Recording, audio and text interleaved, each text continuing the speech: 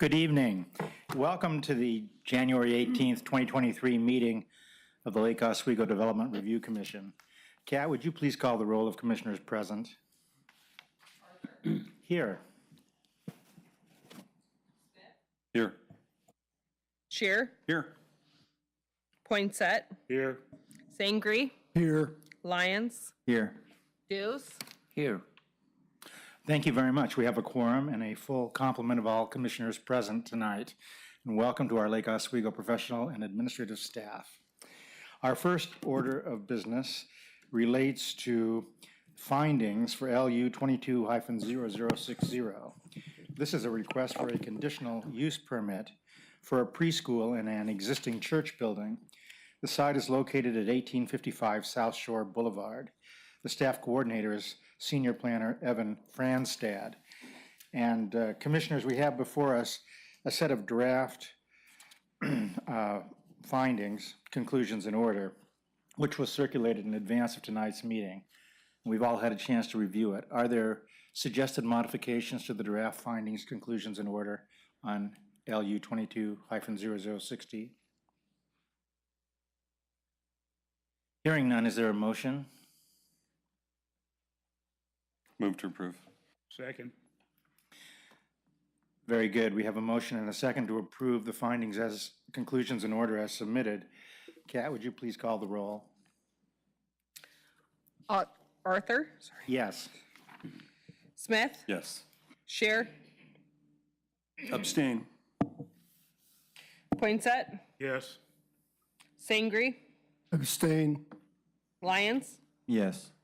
Dews. What is going on? Very good. The draft findings, conclusions in order on LU 22-0060 are approved initially as submitted. Now we move on to a second public hearing. This is LU 22-0052, which is a request for a conditional use and development review permit or permits for a new transportation depot, sometimes called the school district bus barn, including a minor variance to increase the maximum fence wall height from 8 feet to 10 feet and the removal of 3 trees. Now this site is located at 6333 Lakeview Boulevard. Again, staff coordinator is Senior Planner Evan Franstad. You may recall that we commenced this hearing on January 4th, 2023, and the hearing was continued to allow additional written and oral testimony. And with that, I'll ask City Attorney Boone to lead us into the hearing and give us any other instructions that are appropriate. Thank you, Mr. Chair. As you indicated, this is the continuation of a public hearing. And at your last, I just want to start off with the modifications. At the last public hearing, the commission said this is a continuation, changed the time for testimony.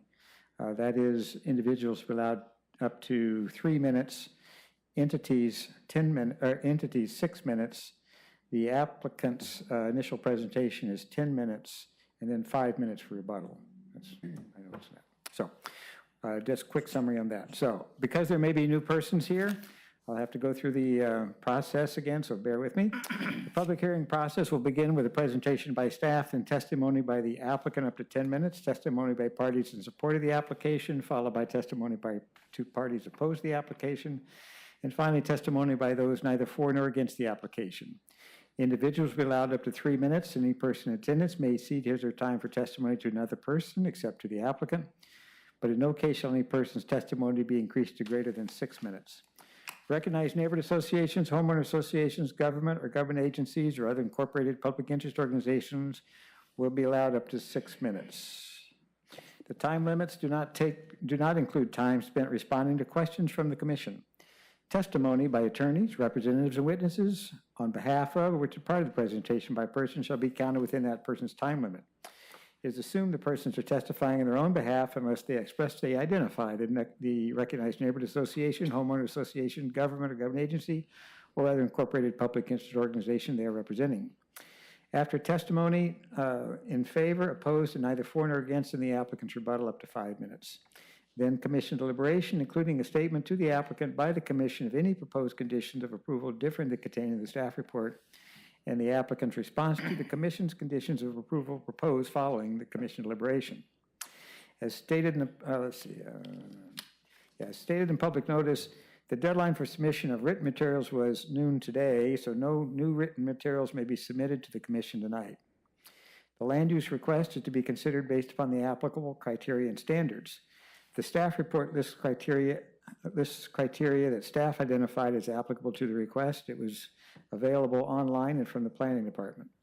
Testimony and evidence must be directed towards the applicable criteria. We ask that you identify to the commission the standards or criteria you're addressing, so the commission may consider your testimony in relation to the criteria or standards. If you do not identify the criteria or standards you're addressing, the commission is not obliged to guess which standards or criteria you're testifying about and may not consider your testimony as decision. Failure to raise an issue accompanied by statements or evidence sufficient to afford the commission the parties an opportunity to respond to the issue precludes raising the issue to the City Council and the Oregon Land Use Board of Appeals based on that issue.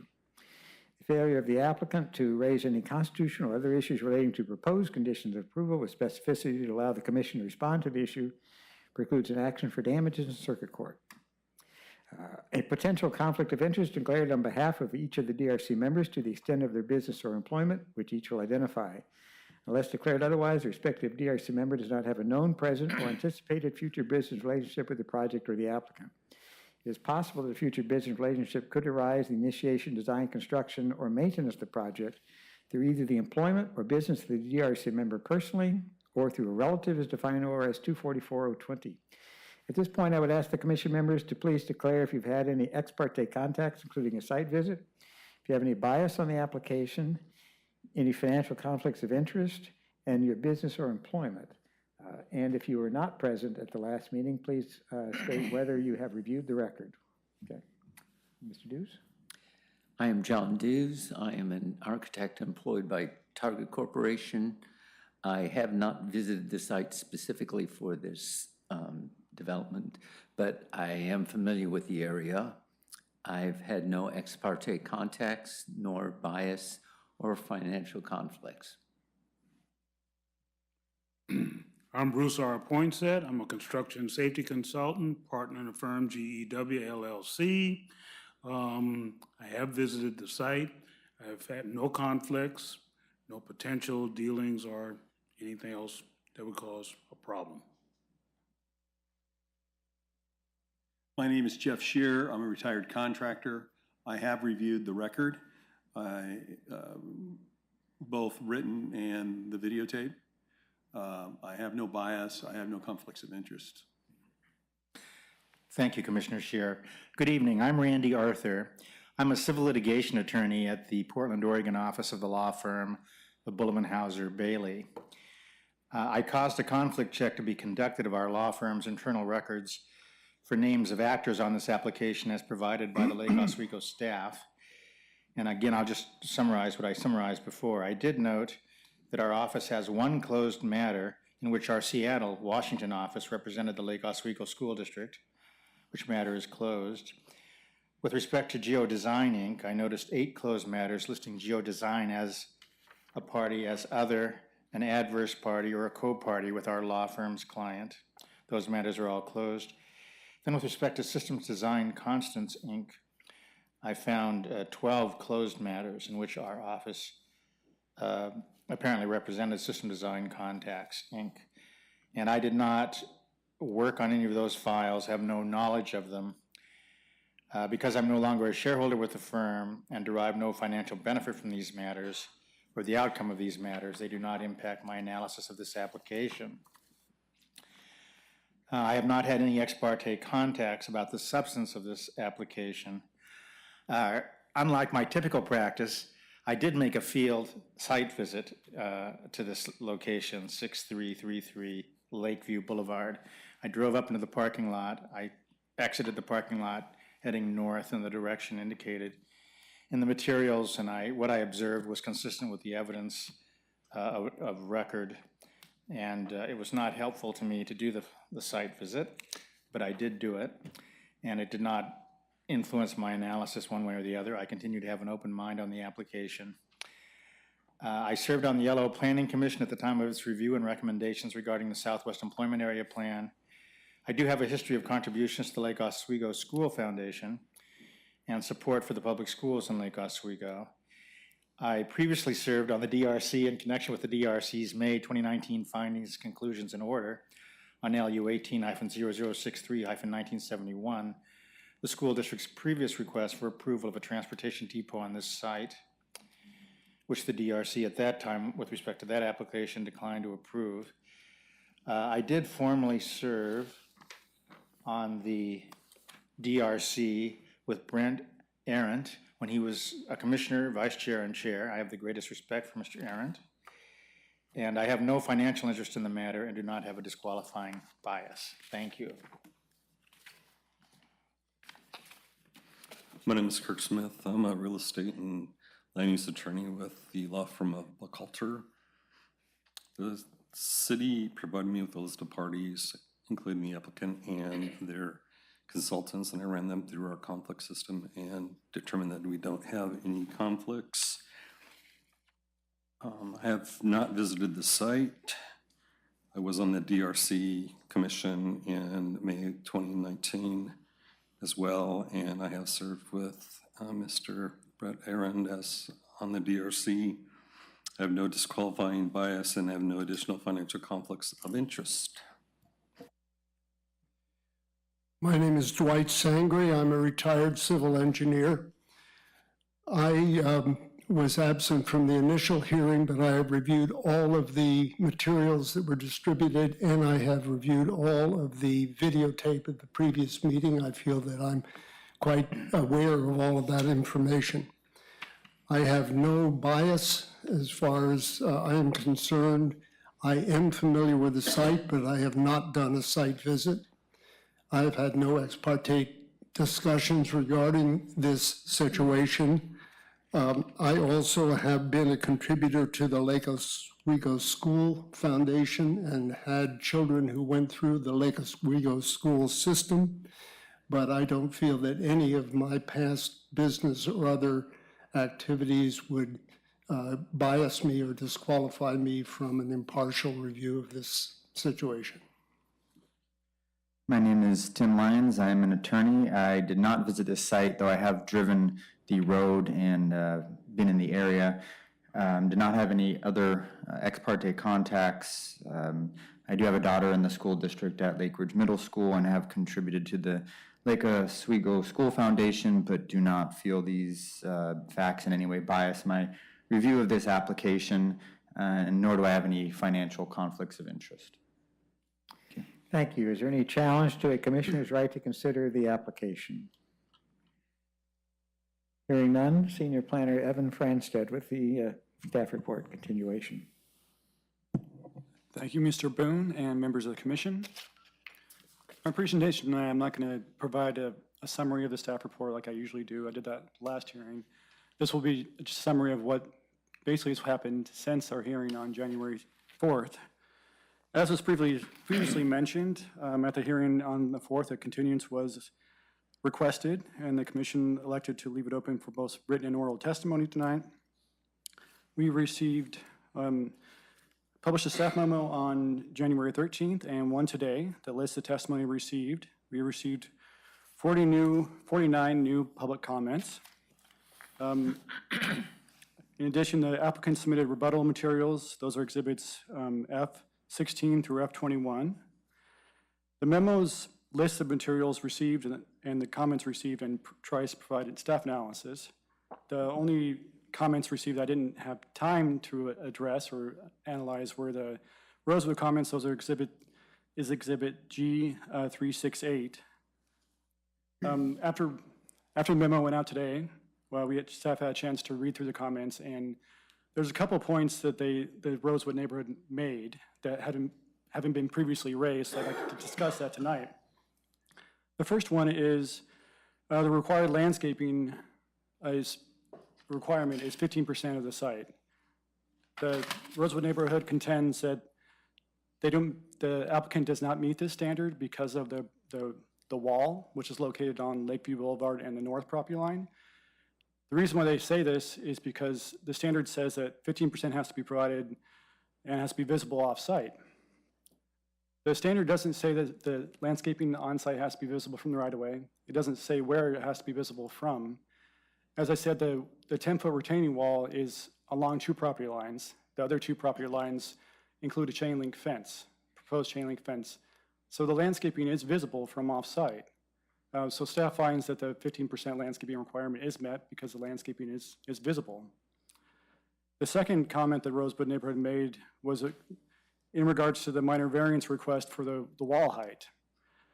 The first part, there's 2 parts to this. The first part is that the neighborhood contends that the minor variance is not applicable to a wall because in the applicability standard of the minor variance, it lists fences and retaining walls that you can apply for minor variance to. It doesn't list specifically walls. But if you look at the fencing standards, the title of the fencing standard just says fences. And under the fencing standards for maximum height, it talks about fences, walls, retaining walls. In general, for the fencing standards, staff has always used fences and walls interchangeably, basically the same term. So the text supports that a fence is treated as a wall and you can apply for a minor variance to a wall. And there's legislative history. There's been previous applications in the past that have applied for and received approval for minor variance for a wall and fences. So staff has always treated the terms interchangeably. Fence, walls, same thing. The second part of their comments is that they should have received a minor variance to the gate height. The standard is that a gate within 10 feet of a public right-of-way can only be a maximum height of 6 feet. The applicants did apply for a minor variance to this standard. Their narrative says that they requested a variance to the gate height. The staff report does not outline the gate issue. When we provided analysis, when we looked at it, we considered the gate as part of the wall. They received staff recommended approval of the minor variance for the requested 10-foot height, including the gate, and it talks about the gate in addressing the standards. So it's really just an oversight by staff that we didn't list the gate height as applying to the minor variance as well. The intention was to include the gate as part of the wall, and the minor variance does include both the 2 gates and the wall. I hope that's clear. All right, and the last part of my last bullet point there is we received comments from Clackamas County right before 5 p.m. tonight. And those are exhibits, it's exhibit F22. Basically, Clackamas County concurs with ODOT's recommendation. And I'll talk about that in the next slide for changes to the conditions of approval. So there's a number of changes that we need to talk about tonight. The first one is recommended by the applicant. They recommend condition C2 be revised to include this language. All bus traffic to and from the site must be routed to the intersection of 65th Avenue with McEwen Road as discussed in a traffic study, which is exhibit F3. Staff agrees with this modification, and if you elect to approve the application, we recommend you include this modification. Second one is to condition B9. And this is the condition that requires the applicant to install the traffic light if it's not built by the city. So condition, I'll just read it. All right, condition B9 now reads, prior to the final building inspection or occupancy, the applicant shall defer operation of the transportation depot until a traffic signal at the intersection of Jean Road and Pilkington Road is installed by the applicant or the city. The applicants are requesting that this be deferred. Sorry, excuse me. They are proposing additional language. Their language is outlined in my memo today. It says they'd like to say no additional school buses other than those currently serving the area will use the intersection of Jean Road and Pilkington until the signal being installed by the city is operational. Staff took this under consideration and found that the original condition is still warranted. Because the applicant's transportation impact study shows that without the traffic signal, the level of service deteriorates and vehicles delays at the intersection increase. and it is premised on the operation of the traffic signal at the intersection to mitigate the impact of additional traffic resulting from the proposal. The applicant has the choice of either deferring the operation until someone installs traffic signal, e.g. the city, or installing a traffic signal itself. So staff recommends retaining the existing language of condition B9. The second condition that the applicants are recommending is a no parking sign along Lakeview Boulevard and 65th. This is from the mailbox on Lakeview Boulevard at 6455 Lakeview Boulevard and the middle of 65th Avenue for Westmark property, which is approximately 150 feet north of Edgewood Street. Staff notes that observed in the testimony, vehicles currently exhibit caution when traversing the corner between Lakeview Boulevard and 65th Avenue. Engineering staff believes that the restriction of the parking along the corner may have other effects on travel speeds and driver behavior. Since implementation of a no parking zone could be required without the proposed development, staff does not recommend including the condition of approval and will evaluate the implementation of a no parking zone in the subject area outside of this land use application. So the no parking condition is not recommended at this time. And the two additional conditions that are recommended are, this could be condition A1, this will be a new condition. This was discussed in the staff report, in the staff memo on the 13th. This is regarding stormwater management. The Rosewood neighborhood had some concerns about the stormwater quality. And even though staff finds that the stormwater standards are feasible and they can be met, they recommend the following condition. If a proprietary water quality system is proposed in the final design, it shall meet the Department of Ecology's GULD requirements, e.g. a bay filter shall be designed with EMC media. And finally, the Clackamas County recommended condition is the applicant shall obtain a development permit from Clackamas County Engineering. The permit shall be for realignment of the median extension of the westbound turn lane to accommodate the 95th percentile queue per the project traffic study. And if you elect to go with this condition, it could be condition B11. And I think that brings us up to speed with everything that's happened since the last hearing. In conclusion, staff is recommending approval of this application with the modified conditions. Thank you, Senior Planner Franstad. Commissioners, do you have questions of the professional staff at this point? Vice Chair Smith? Yes, so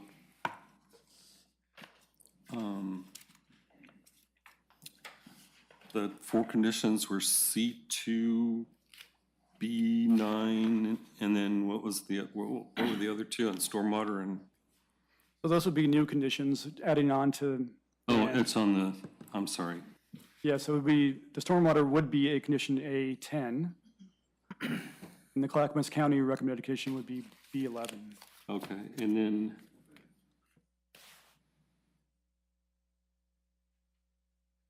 is it a modification of B11 or a new B11? That's a brand new condition. Okay, thanks. Any other questions of staff at this point? Commissioner Scherer? On the last condition, I know we're in Clackamas County, but can we condition something for another jurisdiction? Yes, you can if you find that the mitigation is necessary in order to offset the impacts of the project. Now, they may have to get approval from Clackamas County to do so, okay? But yes, you can condition an approval based upon another jurisdiction's approval of something you require mitigation for. Okay, so if we condition, not necessarily this is just an example. If we condition something to get approval from the county, and the county says we don't care, then it doesn't matter. Well, if they say we don't care, I mean, if, The county came back and said, do whatever you want. They don't have to enforce our condition. no, they don't have to enforce your condition, but the applicant would need to obtain the approval. Right, I get it. So if the county came back and approved it, fantastic in that example. If the county denied it, that would be a problem for the applicant in meeting our conditions of approval. Okay. But if they say we don't care, then they didn't get the approval. Your question. So if we condition it and they come back and say, you don't have to do it, then do they meet our condition? Well, when you say you don't have, I mean, I'm arguing with Richard, when you say you don't have to do it, our condition is you have to do it. If the county comes back and says, we don't want you to do it, Yeah? we won't allow it, okay? Then they would not meet our condition of approval and thus would not be able to fulfill the requirements. If the county came back and said, we don't care, I interpret that as meaning you can do it or not, we don't care. Okay, so then why do we condition it? Clackamas County has sent us this comment I at saw it. 4:57 this afternoon, and they are saying they want it to be conditioned.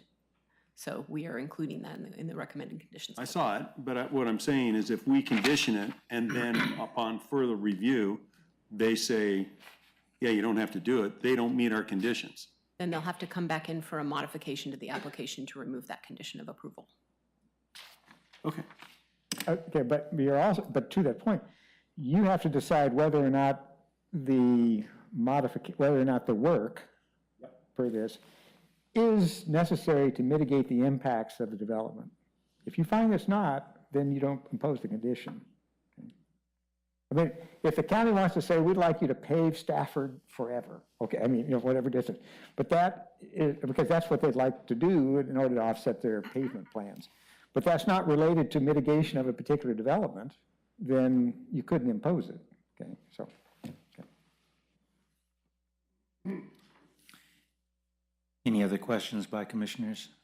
Does that answer your question, Commissioner Scherer? Yeah, just give them a shot.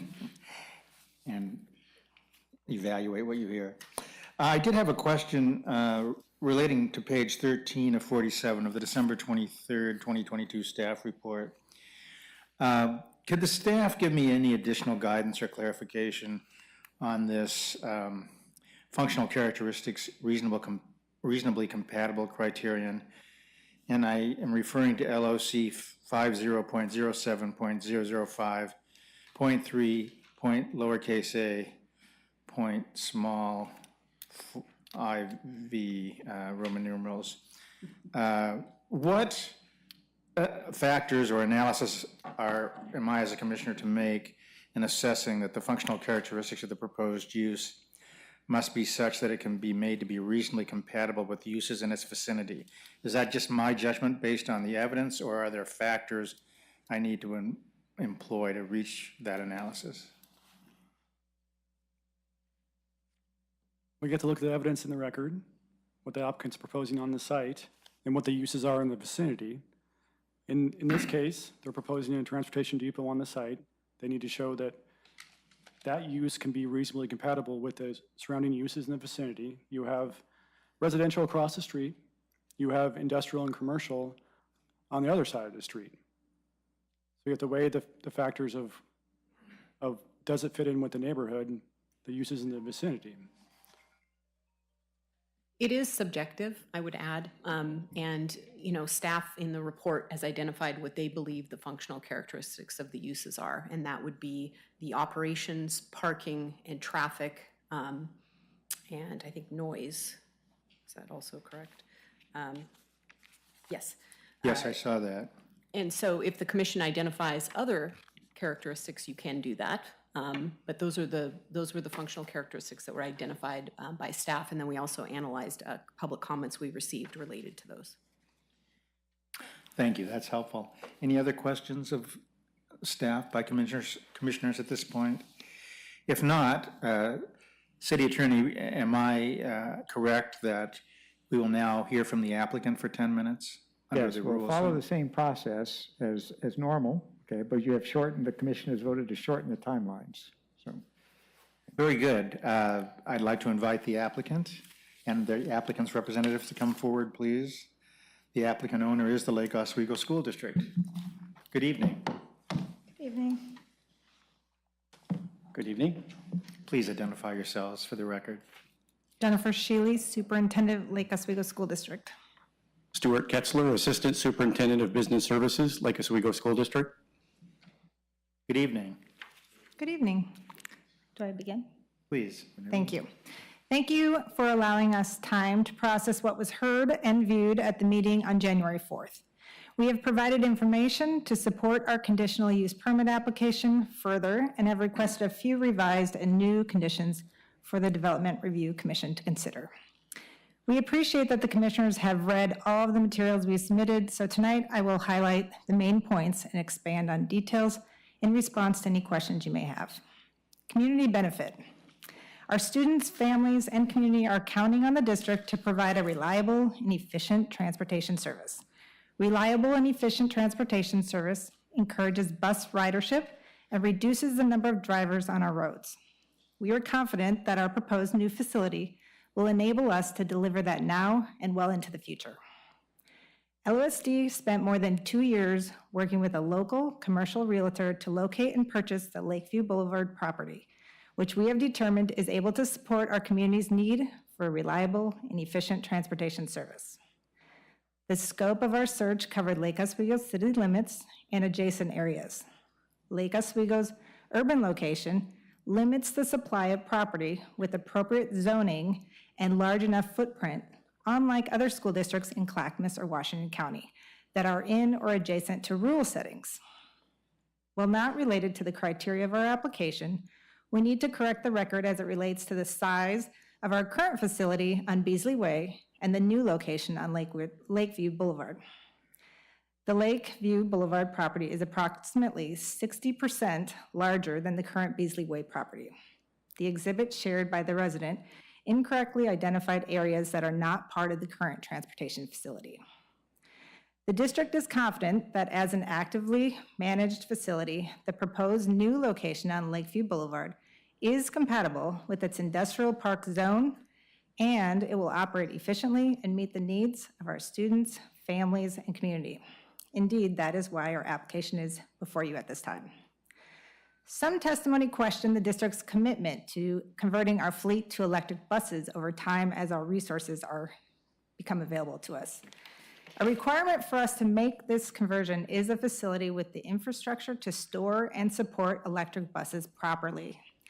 The size and configuration of Lakeview Boulevard property provides the necessary space for the buses to park at charging stations without disrupting the flow of the facility.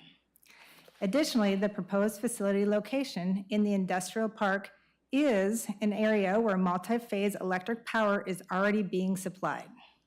The Lake Oswego School Board's strategic plan identifies teach and practice sustainability as one of our 4 strategic priorities, and significant capital investments are being made to advance this priority in Lake Oswego.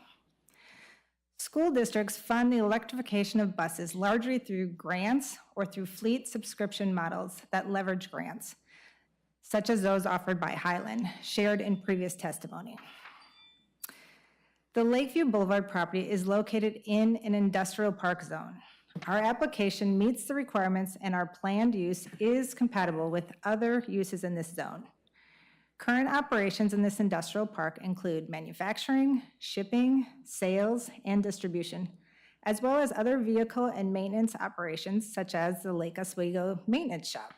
And our application is supported by the city's planning staff. Please know that the district intends to be a good neighbor. We are proposing investments to further demonstrate reasonable compatibility with the adjacent residential neighborhood. One area of discussion is sound mitigation. We introduced sound mitigation measures as an improvement to the facility. We're confident in the findings of our acoustic engineer who studied the level and duration of sound against the correct standard used for this type of property and operation we are proposing. In the absence of a city standard, it is a common approach to use the noise limits outlined in the Oregon Administrative Rules. The study performed by our expert demonstrates that we are below the standard limits. The analysis shared in the testimony in opposition to our application used an incorrect standard. Therefore, while technically sound, it measured the wrong standard. Another area is traffic. Our evidence provided by professional traffic engineers demonstrates that introducing a transportation facility will not significantly increase traffic in the Rosewood neighborhood, nor significantly impact commuters or pedestrians on the residential streets. The conditional use application includes a condition for all buses departing the property to be routed south on Lakeview Boulevard to 65th Avenue. At the corner of 65th Avenue and McEwen, all buses not serving the Rosewood neighborhood will turn right and head towards Boone's Ferry Road, away from the residential properties. As it is today, only 1 to 3 buses per school are routed through the Rosewood neighborhood to serve students who attend River Grove Elementary, Palisades, Lake Ridge Middle School, and Lake Ridge High School. As elaborated in the traffic engineering response, we recommend that condition C2 be revised to read as follows. All bus traffic to and from the site must be routed south to the intersection of 65th Avenue and McEwen Road, as discussed in the Traffic Study Exhibit F-003. The traffic studies demonstrate that most buses departing the facility are not on the road at the same time as commuters, nor families and students heading to school in the morning.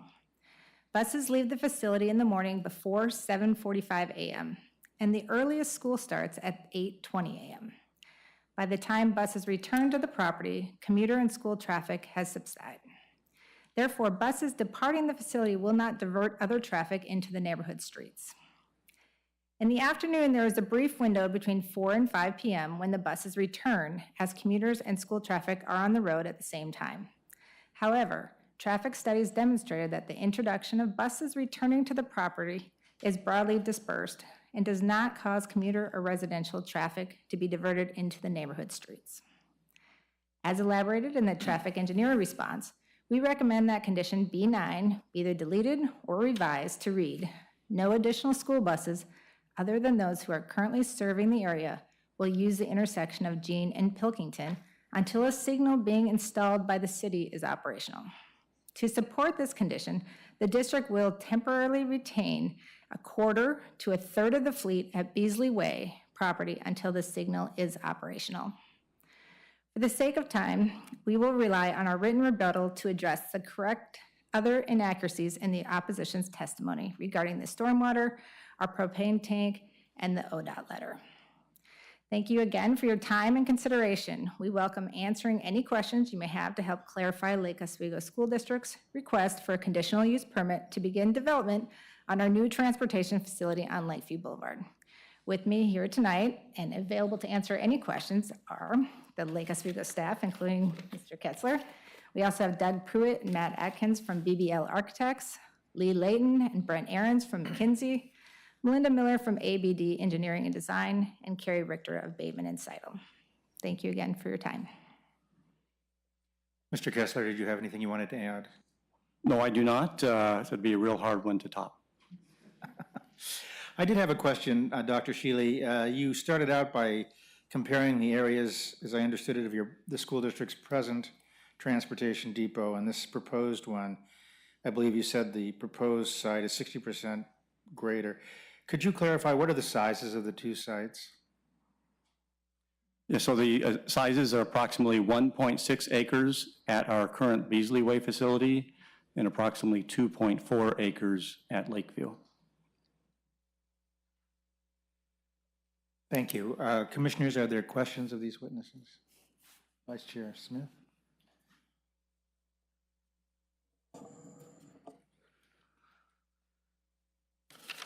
So I was curious about, well, two things. On the B9 condition with respect to the,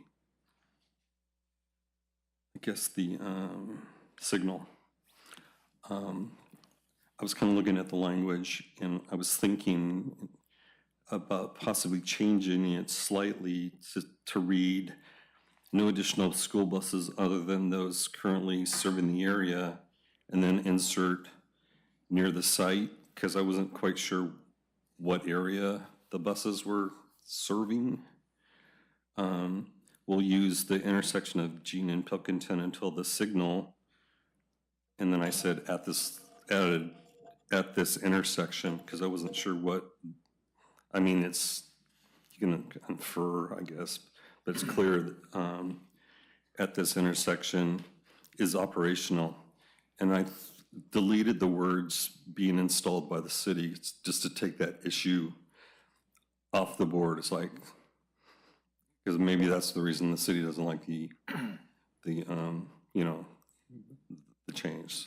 So think about that, maybe let us know sometime whether or not my changes would be acceptable.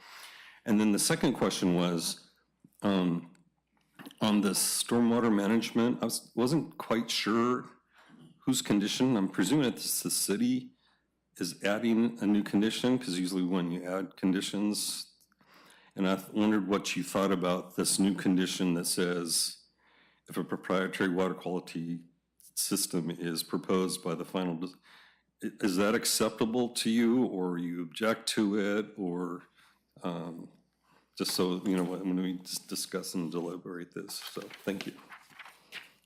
Bring the right person. Want to speak to that stormwater? Yeah, I believe that what's asked for in the condition is actually what's proposed in the documents.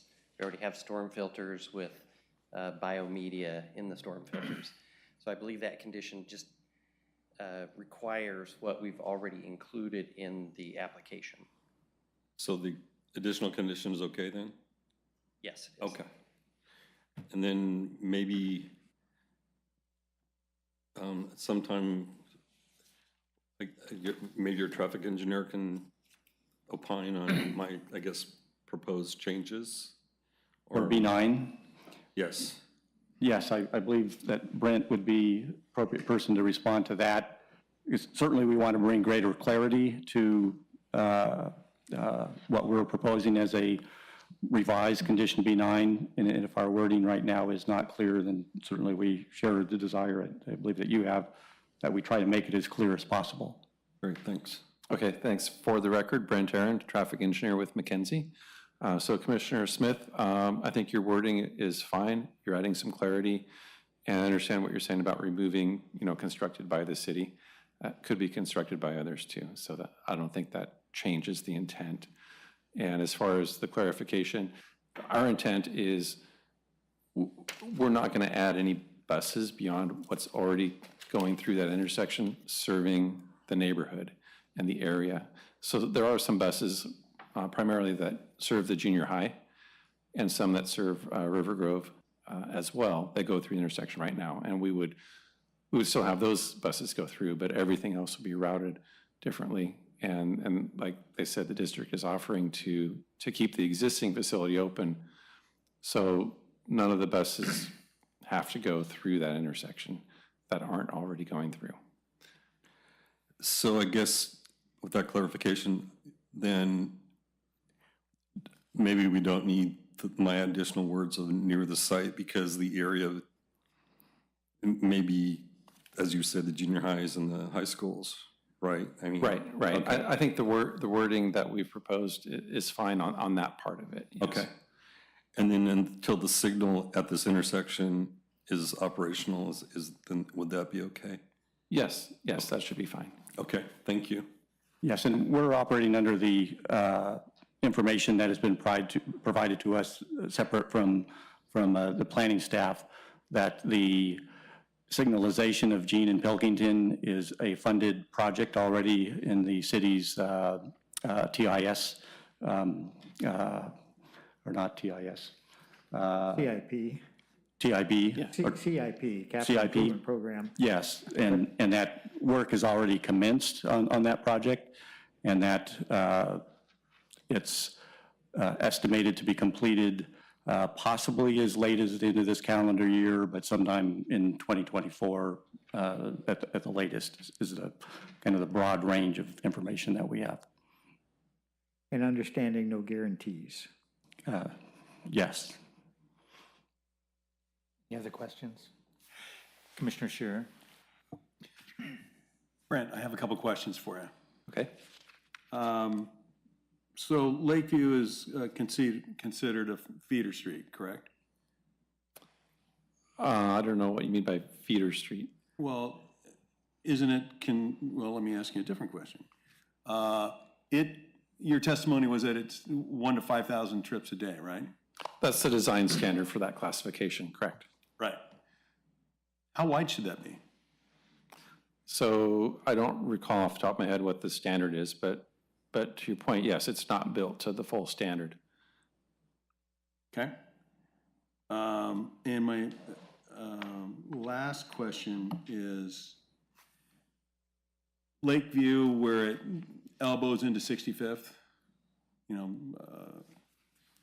in your opinion, is that a adequately designed corner? So I'll point out that the width of Lakeview along the frontage and on the west side of the road around that corner is built to standard. It's the east side that, excuse me, is not built to standard, doesn't have a sidewalk, doesn't have curb, and that's where additional width would need to be provided. But around the corner, I think everyone saw the video, I'm sure you saw the video as well, that the only reason that vehicles were having trouble maneuvering around the corner was because there was a car parked there, which is why we had suggested a condition to have the no parking zone there, to make sure that vehicles were not parked there, because then only one vehicle can get by at a time. Right, as it stands now, 2 vehicles can get by, and there's a sidewalk on the west side for pedestrians. So if there were no parking on that corner, you'd feel better about it? I'd feel better about it. I think it would operate better. You saw in the video that vehicles had to stop and let opposing vehicles pass before they could maneuver. Okay.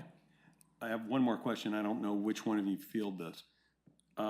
So, you know, in the testimony 2 weeks ago, there was a lot of testimony about trains. So what is the school district's plan if we're sending everybody south and there's a train blocking McEwen and you can't cross? Well, we have bus routes that actually do go through the 65th and McEwen intersection up McEwen currently, and our transportation department notes that it's very infrequent, and I might even say exceedingly rare. I don't know if that would be a fair statement, Ms. Larson, that those the trains are coming through at a time that coincides with our normal daily routes. But in the event that does happen, what we do is we reroute, and you know, again, these are things that happen only happen very infrequently. But if we're in a position where we know that we need to avoid that, if we're going to maintain schedules, which is important to us in our school community, then there are alternate routes we would go. And again, those would be very infrequent. It's not something that we think would be a significant impact in this area. Okay, so if it is blocked, then you go down Lakeview the other way? That would be one option, or you go down 65th and go down to Childs or McEwen and head east. Okay, so I need some help from staff. So if we condition it that they can't go down Lakeview to the intersection until the light's there, but the train's blocking McEwen and 65th for 45 minutes, so we're saying that's okay on a one-off basis?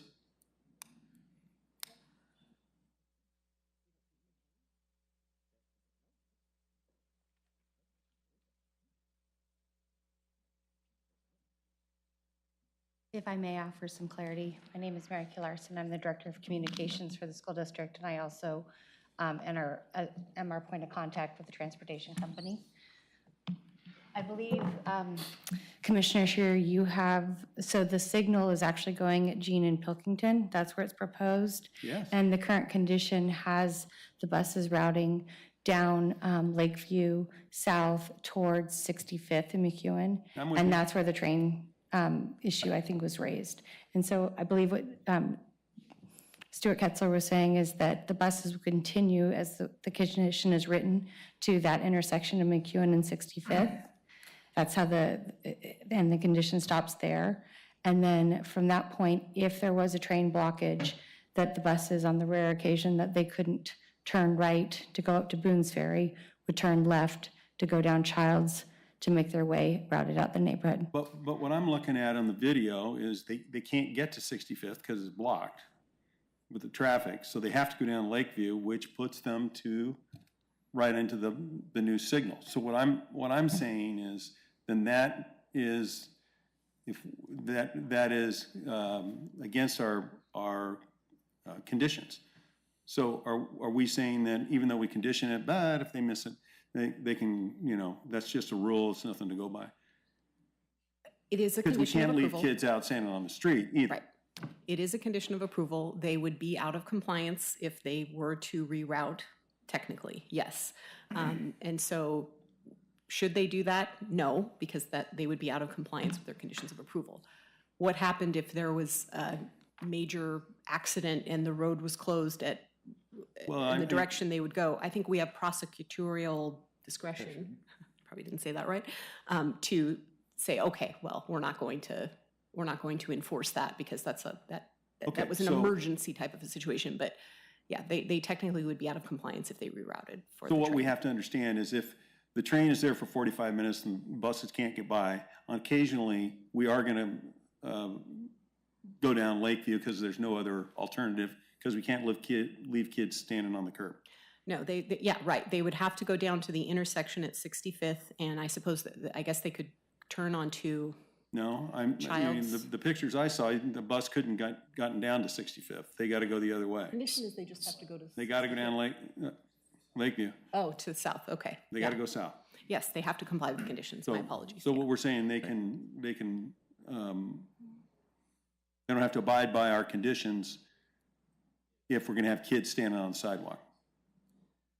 That's an Yeah, That's that's an an operational operational effect. issue for Right. the school district that they have to.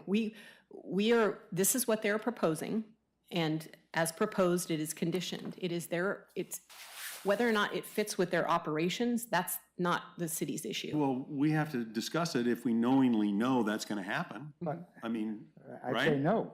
Right? No, the question is to the land use regulations are to the land use impacts of this use upon the adjacent properties. I mean, that's kind of the broad scheme of land use impacts. There's no criteria that says that the purpose of our regulations is to make sure the operations on there operate efficiently or that they can run a scheduled bus service. I mean, that's not in our realm. That is the risk that the applicant is taking, that if they are locating themselves behind a train that is going to, if that's a problem that they're taking on, that's their problem. Again, So if we condition it and they have to go south and the neighborhood complains, that could be a violation. so what? Yes. What happens then? Well, one is a prosecutorial discretion. Why, normally the trains don't take 45 minutes to do that. Okay, No. so that's the question, but But they're backed up, if they're sitting there for 20 minutes and the buses can't get down there. But if that is a continuing problem, then I'd say Yeah. that's their problem that they're buying into. I mean, that is not a land use impact to. So that's outside of our jurisdiction. I think that's outside your jurisdiction. Okay. Just as indicated in the memo, there was concern about the site size and whether or not the buses could jockey around. Well, what happens inside the property is not a land use impact. That's not, if they have They to, can make it work, they can make it work. or if it doesn't work well, that's their problem. Right. Yeah, type of thing. So if the buses are 20 minutes late, so school starts 20 minutes late, that's not a land use issue, okay, for us. Okay, I understand. And while I'm wound up, okay. I wind you up. On the penultimate question, because I don't use that word very often, your previous question about no parking, okay, and the recommendation by the traffic engineer to do so. Of course, this commission is well aware of my previous statements on it. The commission, the regulations of parking on streets is under the jurisdiction of the city engineer.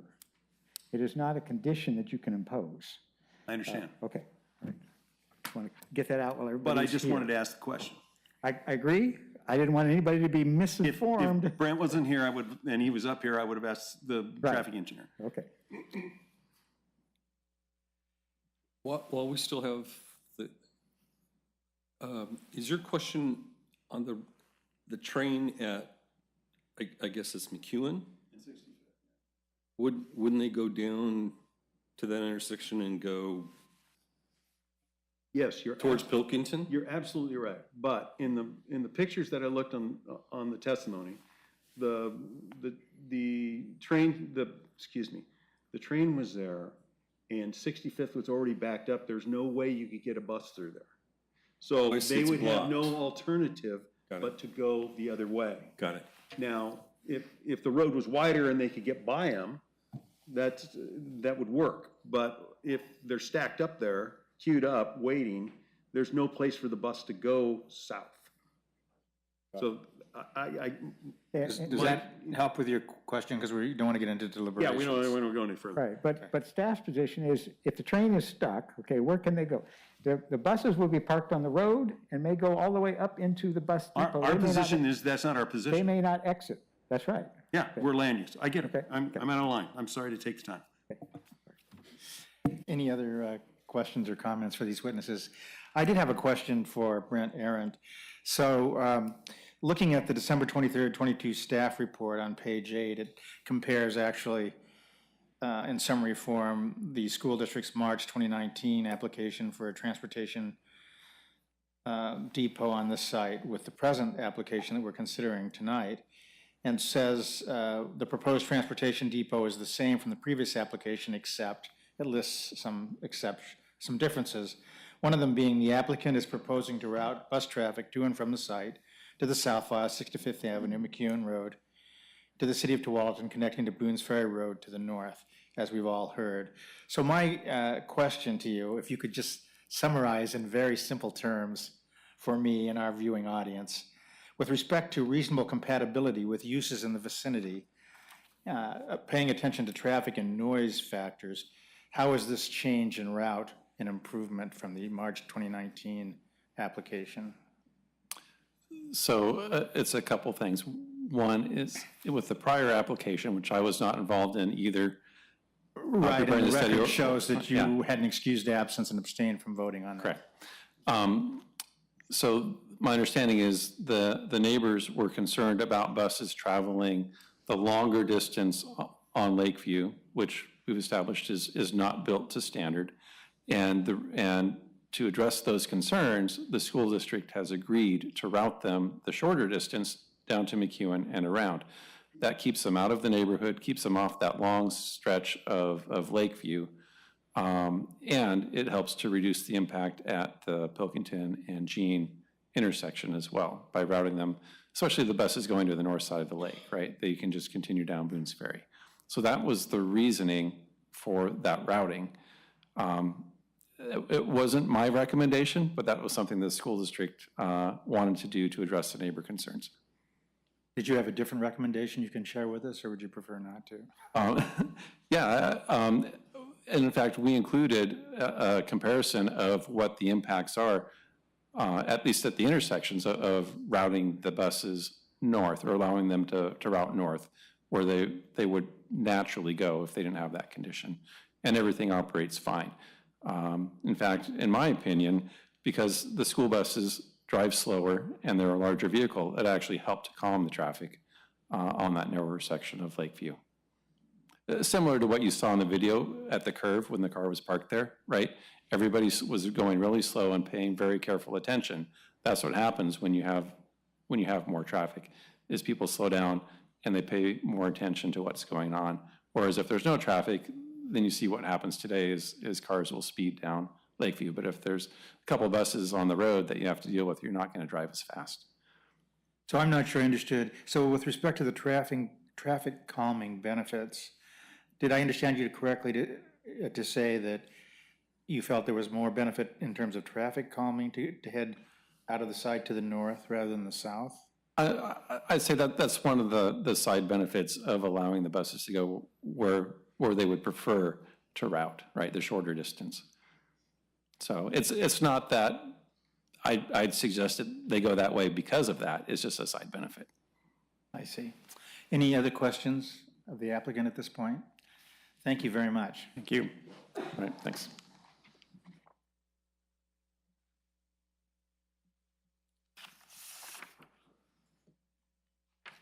I believe we're now ready to proceed to public testimony, beginning with witnesses in favor of the application.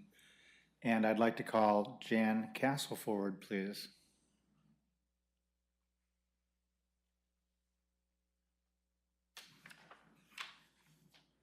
Good evening. Please identify yourself for the record. And Good you'll have evening. 3 minutes. Okay.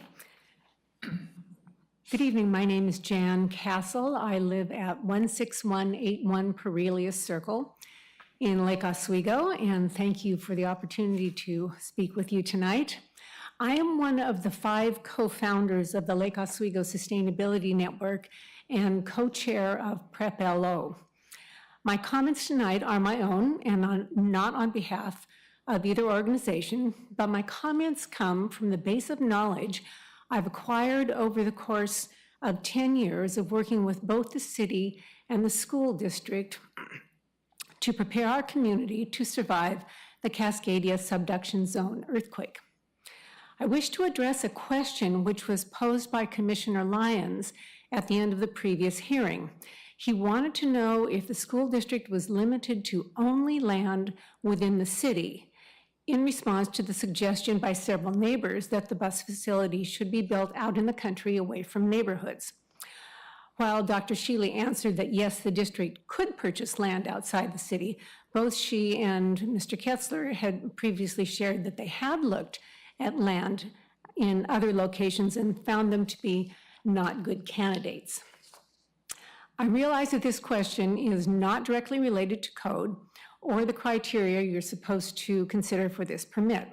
However, it is clearly on your minds, as evidenced by Commissioner Lyons' question and the testimony from neighbors, so I would like to address it from an emergency planning perspective. The school district has clearly stated in the narrative portion of the application and in testimony to you that it intends to electrify its bus fleet. What we hadn't realized until very recently is that those electric buses can serve as giant rolling batteries that can provide backup power to our emergency centers, even under the extreme conditions of the Cascadia earthquake. But if they're housed out in the country, or even close by on the other side of the freeway, we are not likely to have access to them. I-5 on the west or the Tualatin River to the south can both present insurmountable obstacles to buses if bridges or overpasses fail, and any place very far away could be isolated by road damage. Lake Oswego has some of the most enviably resilient infrastructure of any city anywhere in the seismic zone. And a big piece of that is our schools. The school district has been very forward-thinking in deciding to build all of our new schools to the highest seismic standard and to retrofit the gyms of the old schools to the same standard, so that there will be at least one building on every campus, that means in every neighborhood, that could be used for some public purpose in an emergency. Those buildings are infinitely more valuable if they have power, and that is what these buses could help to provide. But only if they can get to the buildings. This is an important reason why we don't want our school buses housed outside of town. Having them right here in town, where they could use whichever streets are open to reach emergency centers, will allow us the best chance to make use of this critical asset. Ms. Castle, your time's just about up. If you could just conclude, please. Yes. This emergency planning, from this emergency planning standpoint, building a transportation facility outside of town is not a viable option. Thank you. Any questions for Ms. Castle? Thank you very much for being here tonight. Welcome. Are there other people, either by video conference or in person, who wish to testify in favor of the application? Hearing of none, now we'll call on people who have registered to testify in opposition to the pending application. I understand our first, a few witnesses are by video. Abigail Antano Hefner and Casey Schmitz.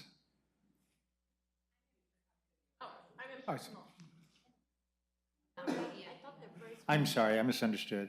So Abigail Antonio Hefner has a video presentation? Oh, you're here this evening. Please come forward. I need to clarify our communications. I misunderstood. Okay. Mr. Chair, I thought the Rosewood Neighborhood Association.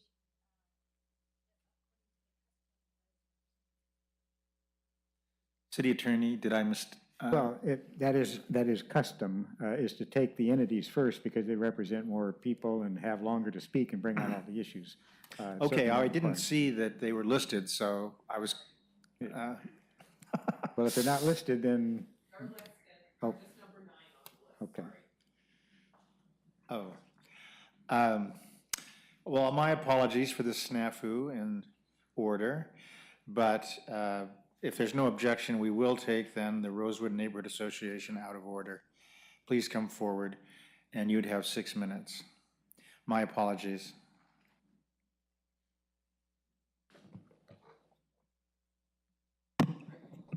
Yes. Please state your names for the record and who you're representing, and you'll have 6 minutes. Yeah, my name's Grant Howell. I'm the Rosewood Neighborhood Association Board Chair. I live at 5842 Colby Court. Jenny Davies, the Rosewood Neighborhood Secretary, 18641 Benfield Avenue, Lake Oswego. Please proceed. All right, good evening. So we're here tonight to discuss the pending application. We've established previously that the Lakeview site at 1.67 acres of functional space for the buses themselves is not enough space to physically accommodate the proposed use. So we previously presented the American Public Transportation Association calculator, and given the inputs from the applicant's submittal, it determined that a site of 4.2 to 5 acres be required. However, we wanted to acknowledge that the application and the site plan does not show a parking pattern that APTA recognizes. So we elected to choose the inline parking pattern, which is the most conservative option in terms of space.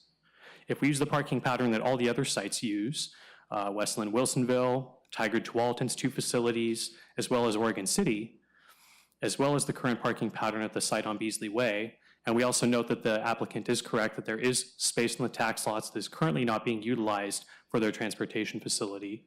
We note that this would most conform with the angled parking pattern, which results in a space, of 7.2 to 8.6 acres for this many buses. APTA and ODOT both concur through transit in small cities in the calculator. The national average for a bus barn of 50 buses is 5 to 6 acres.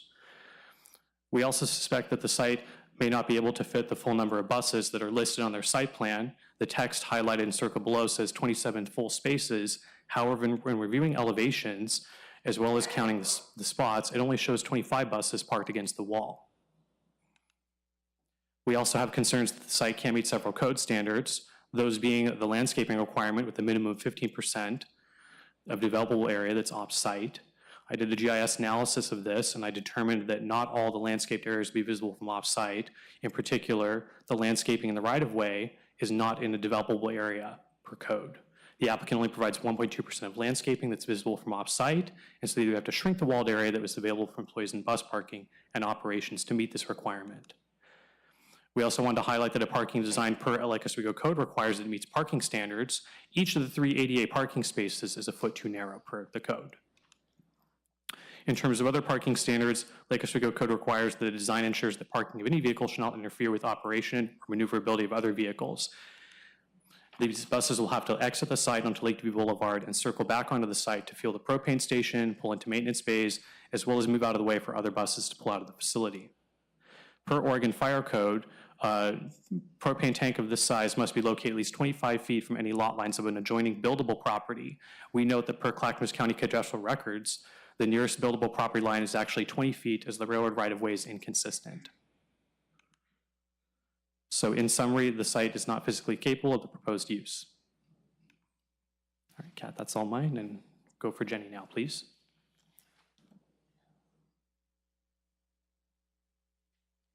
Time's running, but I'm still waiting on my slides.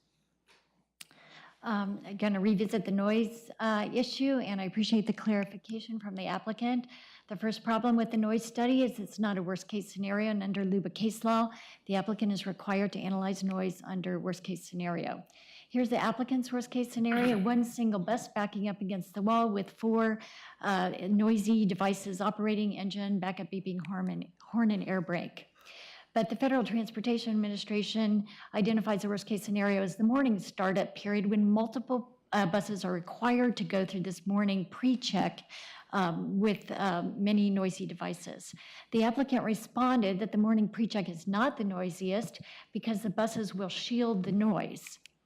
But on the noise consultant's blog, she clearly explains that when noise hits a hard surface, it's not absorbed or diminished. Instead, it bounces to off in another direction. It's like being in a basketball game in a gymnasium where the noise bounces off of hard surfaces and you get echoing and increased noise. This is what they did for their noise and that I was confused about, and you'll see why here. They placed one bus 4 feet from the inside of the wall, and then they did, with 4 noisy devices operating, they determined the median noise level at the property across the street. They then took that same one bus, moved it 150 feet from the inside of the wall. Same 4 noisy buses, average noise across the street, 53 decibels. Then they move the same bus 290 feet from the wall. The average noise across the street is 49 decibels. That is not a worst case scenario. That's not even approaching what happens in real life. The worst case scenario will be multiple buses operating many noisy devices at once. There's an analogous case in the LUBA case law. The Land Use Board was satisfied that this noise study in this case was sufficient because all noise sources associated with the business were operating at the time that the noise calculations were made. So it's when you get a combination of noisy events that you reach your maximum noise level, your peak noise level on the site. Second problem, the applicant does not provide the L10 levels required by the regulation. We do both agree on which regulation is applicable. I summarized that regulation here. Noise has to meet the statistical noise levels in Table 8. Doesn't say level, and it doesn't say that the applicant gets to pick which level it wants to meet, or applicants would pick the level that they know they can meet and avoid the other ones. And then finally, a problem with the L1, which is the maximum noise level. This should be the peak noise level on the site. It's going to be higher than the median noise level. The median noise level here is 53, reported by the applicant. Maximum noise goes up to 51. So according to the applicant, their max noise level is higher than the median. That tells us there's a problem with the L1, and this noise study does not satisfy the LUBA case law. Thank you. Thank you. Are there questions of the Rosewood Neighborhood Association representatives? Thank you very much for your testimony tonight and your detailed information. Thank you.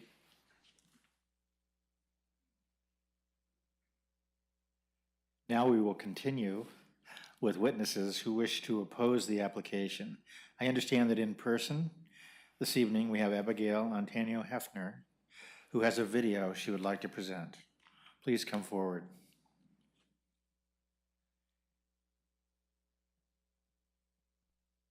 So I submitted 12. Could you pull up 942? We'll do that one first. Hello, thank you for having me back. I'm Abigail Otonio Hafner. I live, blocks away from the River Grove School District, and none of you took me up on my offer to come take a walk in my neighborhood, so I thought we could do it together. What you see in front of you is what's considered the appropriate walking path for all of us who live too close to access the buses. So we're required to walk. This is on McEwen, headed from the intersection to the school. As you can see, it's muddy, it's dirty, it's definitely not wide enough. I am in the street, so I'm holding the camera in front of me the entire time I'm walking. Our Safe Routes to School study showed that 58% of our population do this every day in the rain. Did you know that at River Grove, many of our classes have buckets for the shoes because the kids come in and their shoes are muddy? We had to do that when we had the portables. My child took their shoes off in first grade repeatedly because of this. Now, the school district passed the bond. It was amazing. I was a part of it. I went to all of my neighbors and said, please pass this bond. River Grove needs to be renovated. And one of the conditions that was stated was that they would provide a safe walking route in this same area, as you can see, to the school. that was discussed at our Rosewood Neighborhood Associations. There are countless records. And we were notified October 20th that, quote, "We can't build a sidewalk along McEwen as we promised because we can't acquire enough space along the right-of-way to meet city sidewalk safety standards. But it's okay for all of our 58% children in our title district, our economically disadvantaged students, to do this every day. And they don't have access to a bus. This was my children's reality. And I'm asking you because you said at the last meeting that things like this, these concerns of our community maybe weren't as important as the other things. We're very important. I understand that we don't get a vote in so many things because we're unincorporated, but that doesn't mean that we don't count and we don't matter. I'd like to also offer, while we're looking, will you now queue up? Because this was really fantastic. I was in Tennessee the last 10 days and I saw other school districts that run a little differently. Will you queue up the 0941? So this is coming the opposite way, because I know some of you might say, oh, maybe on the other side there's a better walking path. So this was today in front of River Grove, and there's a semi that can't get in. And in order to get around, I have to go into a neighbor's property to get my car around. Now, I'm really confused where the children who are required to walk to school are going to be. This is gonna happen. I live in this neighborhood. The trains backing up traffic and the buses having to reroute on McEwen, it's not an anomaly. Any of us who live there will tell you that. So as I continue down this drive, which also is a side note, I did this today. There's 12 videos. I can't show them all because I don't have enough time. But every other one of our elementary You're just schools. about out of time, so if you could conclude. My friends gave me her 3 minutes. And your name is? Julie Watson. Thank you. Every one of our elementary schools has a wider road and a sidewalk. And I videotaped it. So I know you guys won't come take a walk with me at River Grove, but if you ever want to see the videos, I have them. And I encourage you to walk around, drive around, and see what other children's walking experience to their home school is looking like. And why is the one title district in our district not given the same opportunity?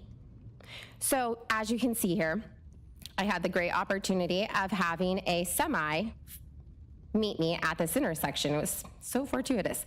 And you will see them swing around the corner and they take the entire second lane. It's coming, look. And he keeps motioning me, go, go, go, go, go. And I say, no, no, no, no, no, you first. You go, friend. I don't want to be stuck behind you. What intersection is this? 65th and McEwen. And here he goes with the other cars coming. Oh, wow. And I can tell you with full confidence, as a resident of the neighborhood, this is a constant experience. So before my time expires, I'm going to read you, while we walk with me one more time, a couple of the quotes that we get regularly as parents in the district. Quote, same as yesterday, substitute bus drivers to Howland and LMS Route 3 and Lake Grove and LOJ Route 24. Delays possible, call if you have issues. Hi, sorry to say that the bus 17 is running an hour late, but on the way. LMS bus routes 6 and 9 will be combined today due to driver shortage. Please expect delays. LMS bus route 12 will be combined with bus route 7 this morning. Please expect delays. Hello, bus 36 will be about 15 to 20 minutes late today. That was in the morning. Children outside in the rain on roads very much like this, waiting. Hello, bus 36 will be about 15 to 20 minutes late today. Good morning, bus 35 and 36 are running 15 to 20 minutes late today. I can tell you with full confidence as a parent in this community that the buses aren't on time, and it is not any one person's fault. It is a byproduct of a broken system that we're dealing with. But in this city, we tend to put the cart before the horse and say, we're gonna catch up. Let's build it, and then everything will figure itself out, but it doesn't. And the people that suffer are the children walking these roads. I am asking you, I am pleading with you, please consider all of the people that live in this community as equally important as the school district that they're supposed to be protecting. I asked my neighbors why they hadn't submitted testimony, and they said, if this passes, the facts are so clear, it's just politics, Abby. This is how it goes. Don't prove them right. Please vote on behalf of the children of Rosewood and Lake Oswego. Thank you so much for your time. Any questions of the witness? Thank you.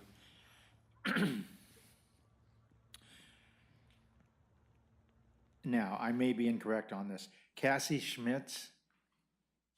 Ah, very good. Would you come forward, please? I understand you also have a video you'd like to share. Good evening. Good evening. Thank you guys for your time.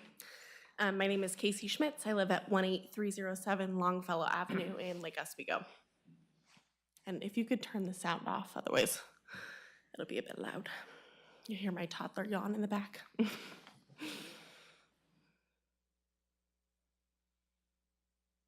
So this video was taken on Monday, January 9th. I was driving my youngest kids to daycare. As I pulled up to the intersection of Edgewood and 65th Avenue, there was actually a bus parked to my right on 65th, to where I could not see when I was trying to take a left turn onto 65th Avenue. I had to pull out before I could see if there were any vehicles coming my direction. After I was able to turn left, I immediately saw the bus and the truck as shown in the video at the intersection of 65th and McEwen. As shown in the video, the bus had to pull off to the right side of the road in order for the truck to be able to make the turn and fit down the street. During business hours, there are cars parked right exactly where that bus was, and if there had been cars parked there, the bus would have not been able to pull to the side. You can also see in that video that the bus has to make a wide turn into the left lane. As we saw in the previous video, the truck had to do, the bus additionally had to do that. The bus also dipped off the road into the pothole in the side of the road. Situations exactly like this show very clearly that this street and intersection cannot support the high traffic that the buses will bring if the bus barn is there. This shows a direct violation of the conditional use criteria as stated in number 4. The functional characteristics of the proposed use are such that it can be made to be reasonably compatible with uses in its vicinity, and simply it cannot. Additionally, as a parent of 3 boys, 1 a Lake Ridge student, and 2 who will be at River Grove in the coming years, I am a large supporter of the LOSD and the school district. However, I am extremely disappointed in the school district's clear disregard for the safety of their own students, which would be greatly impacted by the bus barn moving to this location. LOSD failed to do its due diligence to ensure that this was an appropriate site to move the bus barn to, and have done little to address the concerns that the neighborhood brought forth in the 2019 meeting. The only major change they made to their request was to change the route of the buses to this intersection at 65th and McEwen, which in my opinion is just as bad of an option and does not address the traffic or student resident safety issues. Therefore, the board should deny this application just as they did in 2019. Thank you. Thank you very much. Any questions, commissioners? Thank you again. Christine Chenoweth and Christopher Hune. I understand Ms. Chenoweth has a video she'd like us to view. Good evening. Is Christopher Hune here? You may come up if you like. My name's Christine Chenoweth. I live at 18636 Southwest Benfield Avenue in Lake Oswego. I would like to share a video that was put together, a montage by neighbors. Please play the video.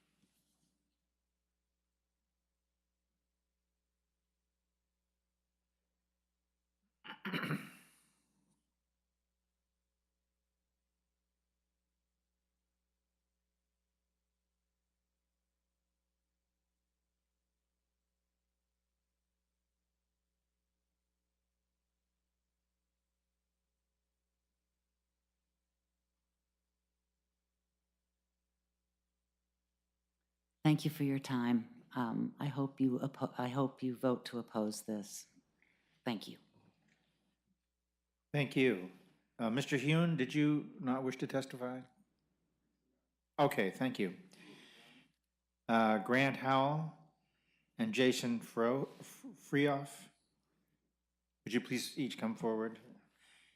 Then we'll have Mr. Howell testify. I understand in your individual capacity you have slides you'd like to share with us. Yes, that is correct. Very good. You have 3 minutes.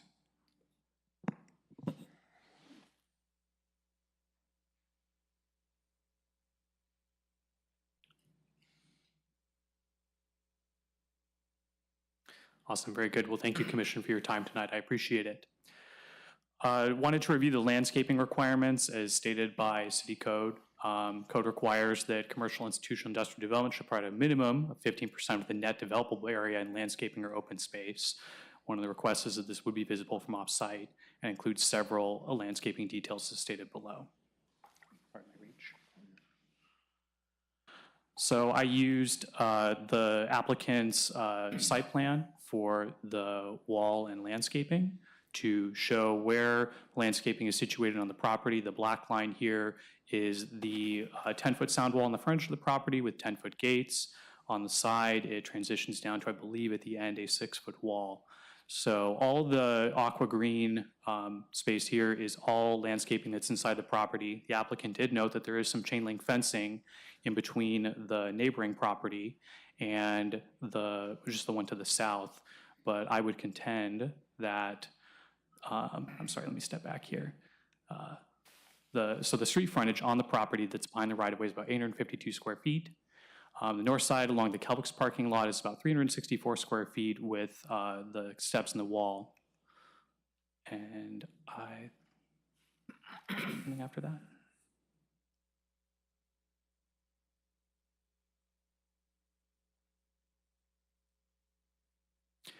And the south side of the property along the Sepoy property line, there's no visible landscaping. The applicant contends there's a chain link fence there, but the Sepoy property is set back about 20 feet from the sidewalk. So I contend that all the parking in front of the employee parking as well as near the propane tank that's set on the pad with the bollards is not landscaping that's visible from the right of way.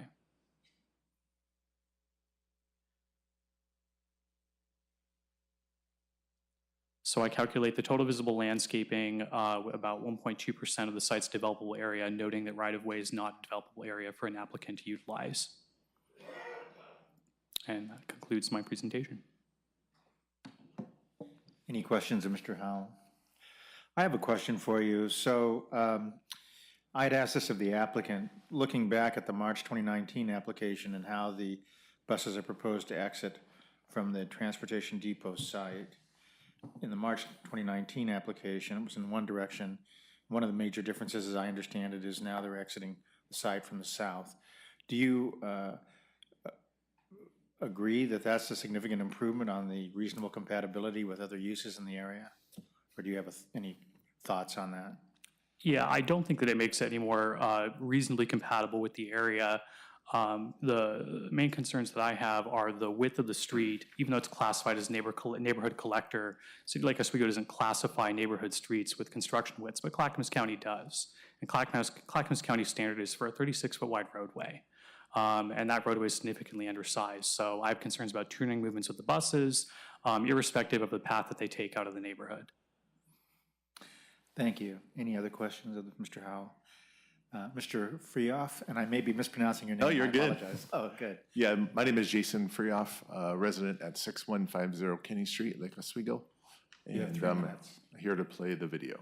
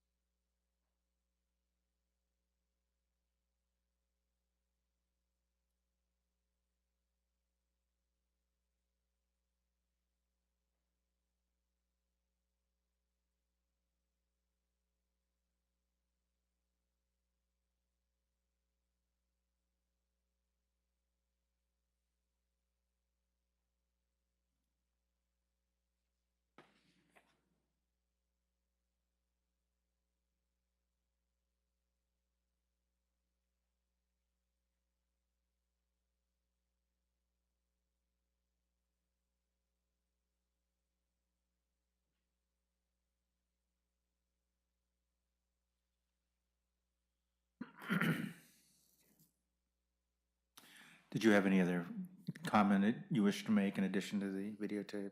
I do not. All right. Thank you very much. Any questions, Mr. Freehoff? I have a question. Yes. Sir, I'm curious, did you prepare this video? Because I'm amazed that you also have a drone to take some of these shots. I personally did not make the video. It's put together by a few different people. Okay, thanks. Any other questions? Thank you both very much. Now we'll ask Jenny Davies and Julie Watson to come forward, please.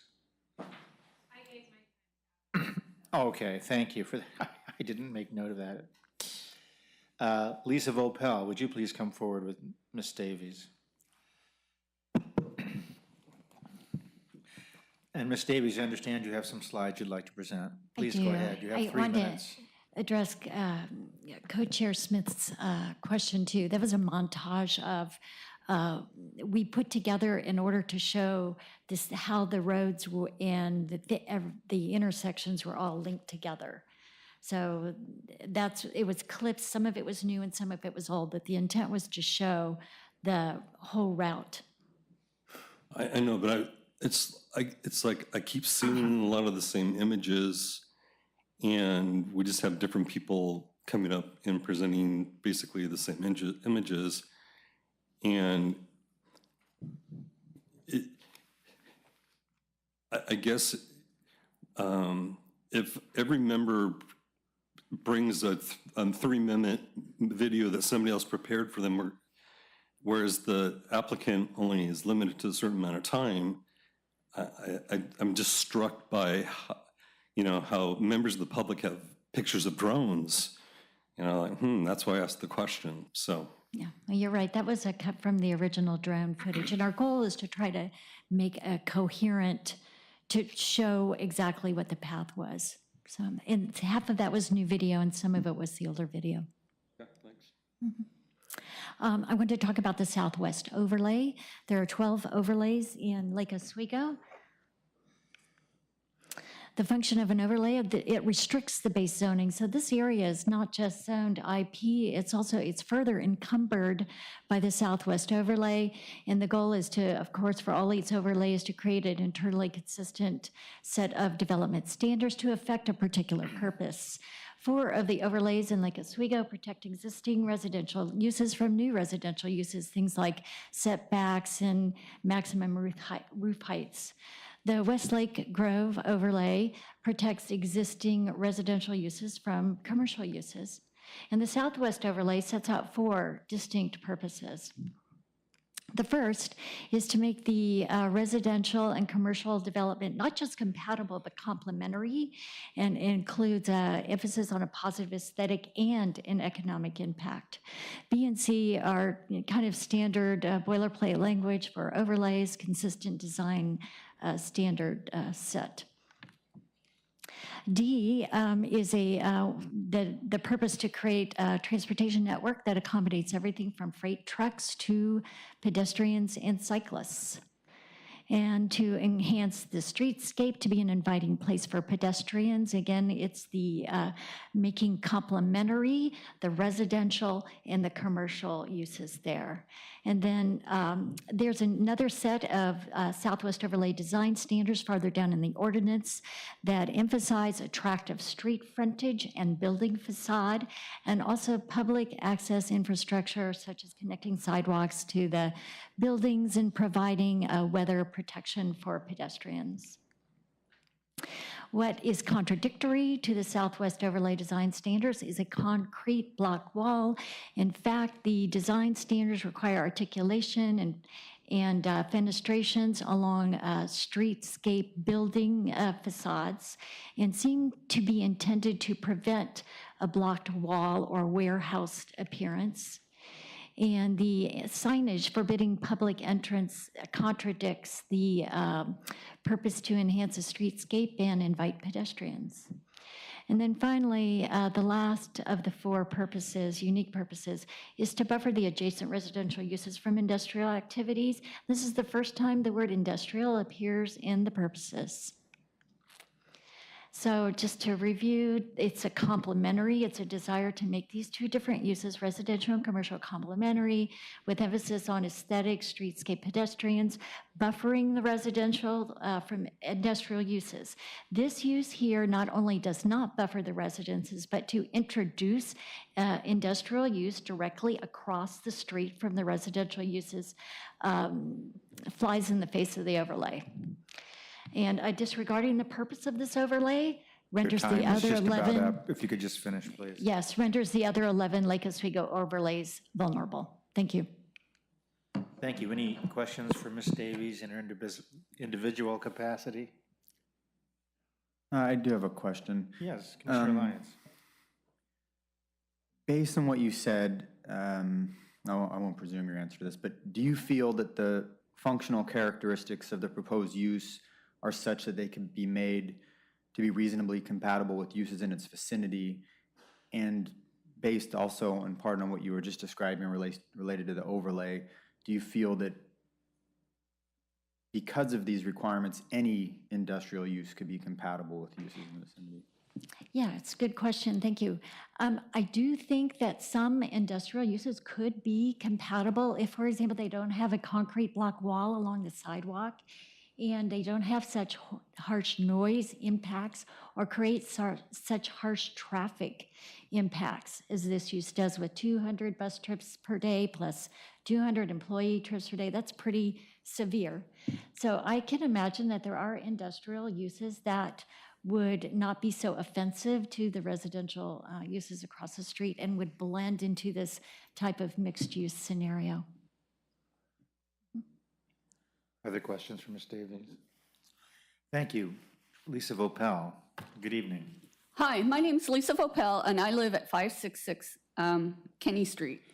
I am kind of rebutting the rebuttal. Site size. Something that I don't believe was included is the building size on the Lakeview site is about 4 times the size of the current bus barn building. And I don't believe that they're including the part of Beasley Way that they have taken over. The right-of-way for Beasley Way extends into the bus barn site on Beasley, and it's gated off. So we consider part of that of their transportation depot site because nobody else can use it. It's the exclusive use of the school district and the bus site. The issue on heading north on Lakeview, it's not just the intersection, but it's the width of the road. When I walk down Lakeview, it's not unusual for a car to stop until I walk by because the road is that narrow in places, and I've measured as narrow as 18 feet on Lakeview. So Lakeview, if you look at the SWE cross-section, it should be between 36 to 44 feet. That's off the top of my head. I was on the SWE CAC. Lake Oswego School District cannot control the trains. The trains are gonna do what the trains wanna do, and transportation may, well, it's gonna change. You can't control, you can't predict what the trains are going to do. Site size, again, they're going to use Lakeview to circulate when they fuel. They're likely going to have to use Lakeview to circulate around on the road when they park. And that concrete wall is going to reflect all that noise back into the residential neighborhood. Directing buses down to the intersection of 65th and McEwen, there's 2 other ways they can go. I mean, they could go straight down to Childs Road. They could go east on McEwen, past the school with no sidewalks. So just getting them south to that intersection, to me, isn't good enough. It doesn't prevent them from driving through the residential neighborhood. And there's no hours of operation. So the problem with the buses using this part of the street is that if they're conflicting with the trucks, The trucks are going to go straight through on McEwen to Pilkington, past that school with no pathway or sidewalks, and then they'll circle back around and come down Kenny Street. And that's a really big problem. So my husband, and if that happens, my husband has told me that he will write to me in jail. So I don't believe this is compatible. There were 3 of us, a property owner, somebody associated with the largest private employer in Lake Oswego, and me, who just happens to live in the area. We were on the SWE, and all of us have testified.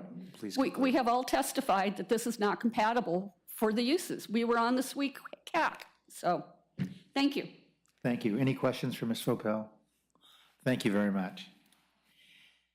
I now would like to call Marco Rizzi and Mr. Mark Kimball. Will you be testifying this evening?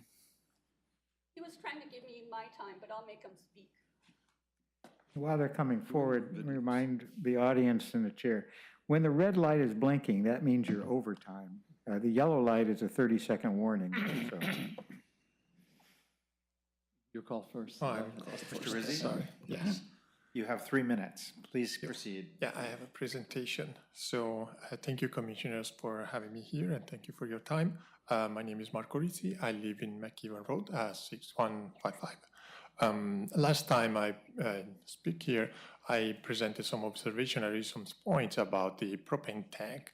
So this time I made a presentation to make my point more clear. What we see in the picture on the left is the proposed site. I made a, thank you. I made a circle, a red circle around the location where the propane tank is supposed to go, and I zoomed in a little bit. So that circle you see in the middle on the picture is what is supposed to be the propane tank. That is like a vertical cylinder, about 55 inches on diameter and about 15 to 18 feet tall. So what this site plan doesn't show is that the adjoining property line. So I took the time to go to the city of Lake Oswego and look on the GIS. And so we see the property that's adjoining, and where I draw the red line, the property that's on 18551 on 65th Avenue, the property line keeps going and extends further on towards the railroad compared to the proposed site. So the right-of-way for the railroad is not the same between the 2 properties, and that's a pre-existing condition. So on the picture on the left here is from the exhibit F20. That's the applicant's propane tank response. So they took the time to draw a circle around the propane tank, and they scaled it at 25 feet. What they didn't do is that extend the property line. So I did the property line, the vertical red line there, and as you can see, it touches and it passes the line. So the distance of the propane tank from the adjoining property line is actually less than 25 feet. So to explain that better, I did the picture on the left side as well. So I overlapped the site plan with the GIS, and I put a big red line to show which distance I'm talking about. Last time I didn't have this picture, so probably my point wasn't clear. So the 2019 Oregon Fire Code Chapter 61 on the table of 6104.3 specifies the distance that a propane tank of this dimension, that is 2,000 gallons, it's 1,999 gallons, has to be. And as you see on the table, it says that's the minimum separation between the LPG gas container and buildings or lot line of adjoining property that can be built upon. So this is a property that has a building. So this distance, zooming in, I tried to measure it with a GIS. At best, the measurement I had is 22 feet. I suspect it's even less than that. So I would encourage the applicant to provide a proper measurement and proper representation of the property line of the adjoining properties. In my opinion, so this does not make this up to fire code. I'm up to time. I had another point about the noise, but Your time is up. Thank you very much for your testimony. Any questions of Mr. Rizzi? Commissioner Smith? So if I understand you correctly, you're taking these distances based on a GIS map? Yes, correct. So it wasn't a survey or anything, it's, because you said that the applicant should provide, you know, I guess, information. I'm presuming that the applicant's going to use, you know, surveys as opposed to, you know, GIS maps. Is that your testimony? I will hope that the applicant will represent correctly the property lines of the adjacent property, adjoining property in this case. So I don't have obviously the means to have a survey on the land that don't belong to me to prove the point, but what I'm saying is that the applicant should represent correctly the distances between the adjoining property and the proposal site, which they are not doing. Okay, thanks. Thank you. Any other questions of Mr. Rizzi? Mr. Kimball? Yes, Mark Kimball, 5655 Kinney Street. I've been a resident in the Rosewood neighborhood for 44 years. In my profession, before I retired, I was a failure analysis engineer. I did that job for 40 plus years, and my observation when observing fairly complex projects is that no matter how good the project manager is, that there is always the possibility of problems arising, something that's not foreseen. And in business, there are mechanisms that are put in place to address that because a failure has a large economic implication. In this case, a problem that arises has implication in terms of public safety and proper flow of traffic, impacts to the neighborhood that may not be clearly seen at this time. My concern, and why I'm bringing it up, is that I don't see a good mechanism for addressing that in the case of issues that arise between this transportation facility and the neighborhood. The Rosewood neighborhood is primarily unincorporated Clackamas County. We have no representation on council. We have very poor coverage in terms of sheriff. We have had numerous instances in the past of 18-wheelers going down Kinney Street, and we were informed by Lake Oswego policemen that that was okay because it was local traffic, because the facility was nearby. And those situations are ones that the neighborhood does not appear to have a good relationship with the local jurisdictions to address these problems. And what you see behind me is a large group of people that recognize that and have experienced that. So I ask for your consideration in terms of the absence of a well-defined corrective action, a liaison, anything of that sort, because right now, as far as I'm aware, it does not exist. Thank you for your time. Thank you. Any questions for Mr. Kimball? Thank you very much for your testimony. Now I'd like to welcome Marcia Benich and Neil James to come forward, please. Both testifying in opposition to the application.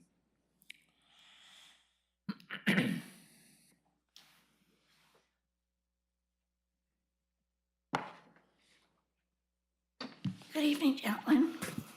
Good evening, Ms. Benich. Please state your name for the record and proceed. You have 3 minutes. My name is Marcia Benich. This is not my forte. This is the second time I've been sitting before you to address the application for a conditional permit. I want to cut to the chase. As I see it, the permit process has turned into a misinformation campaign.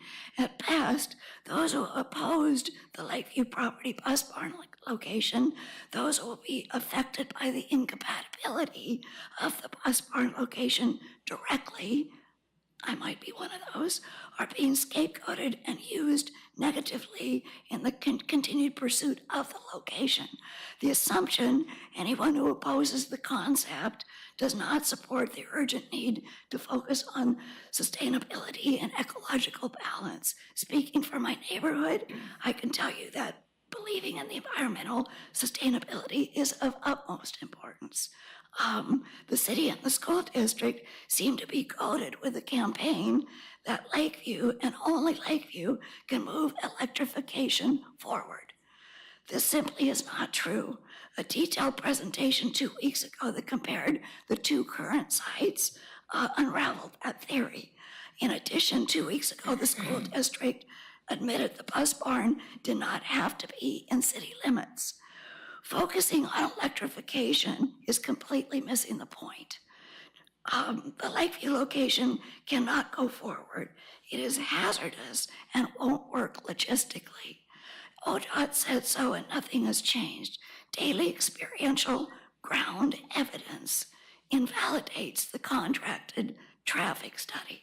Exit and entrance to the neighborhood will be even more greatly challenged. Put further pressure on McEwen, making Pilkington his alternative route for the neighborhood. And again, I'm still asking, what is the alternative if McEwen doesn't work? Shame on us if we forget the schools are here for the benefit of children. Transporting them safely in a timely manner supports them, their families, and the neighborhood. I think the city should be ashamed at their response for the hazards we presented here. Sharing the roads with buses side by side with trucks and pedestrians, saying someone could just move over because there are no sidewalks, no crosswalks, no safe bus stops for the students, combined with tight four-way stops, more than one. Bicyclists, runners, dog walkers, potholes, blind curves, and trains is hazardous. I know, I live there. I live on Christie, adjacent to the school. The Lakeview location for a bus barn, in my opinion, is a mistake. And from my perspective, no is an answer. In fact, it's a complete sentence. Thank you. Thank you. Any questions for Ms. Benich? Now we'll hear from Neil James, and by prior arrangement, as an accommodation, you'll have 5 minutes. Mr. James. Thank you. I may not need it. Neil James, 18485 Donley Way, Lake Oswego. And I'm right across the street from the proposed bus barn. And I'm not a lawyer and I'm not a traffic engineer, and I'm not a videographer, no fancy pictures or graphs, but first of all, I'd like to make a point that the bus routes, where they travel, how they pick up the kids or whatever, it's a non-binding contract with STA. It's a public traded school bus service. They're national in scope, and there are other options for school bus transportation, one of which happens to have a very, very good electric bus program, and that's First Student. So enough of that. My wife and I have been a resident of Lake Oswego since 1985, and we've lived there we moved in about, I think it was in 75, 74, 75. We've been there for 47 years. And all of the traffics and the movies and everything that you've seen them once, but I see them damn near every day. And I worked for the sheriff's office for 25 years, and I can tell you that based on my training and experience,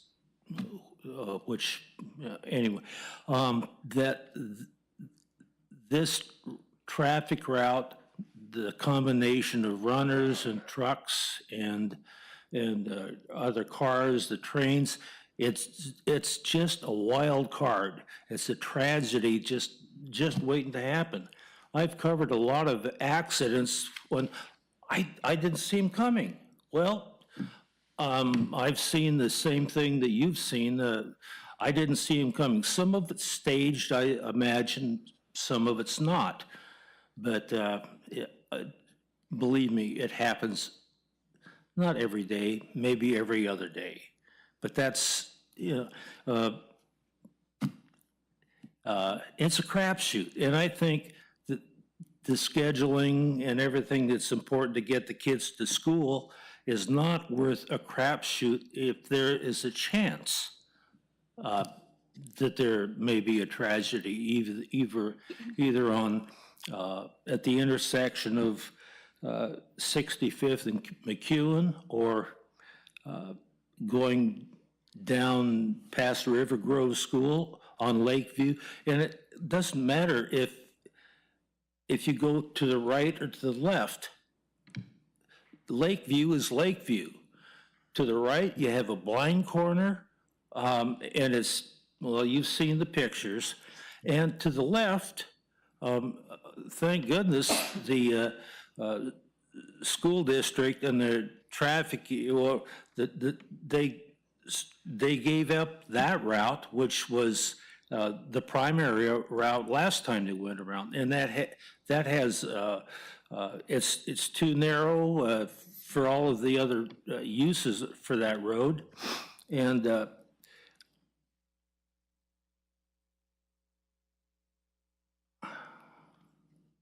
I wish I had some movies to show you, but most of my movies are tied up in the evidence locker, so I can't.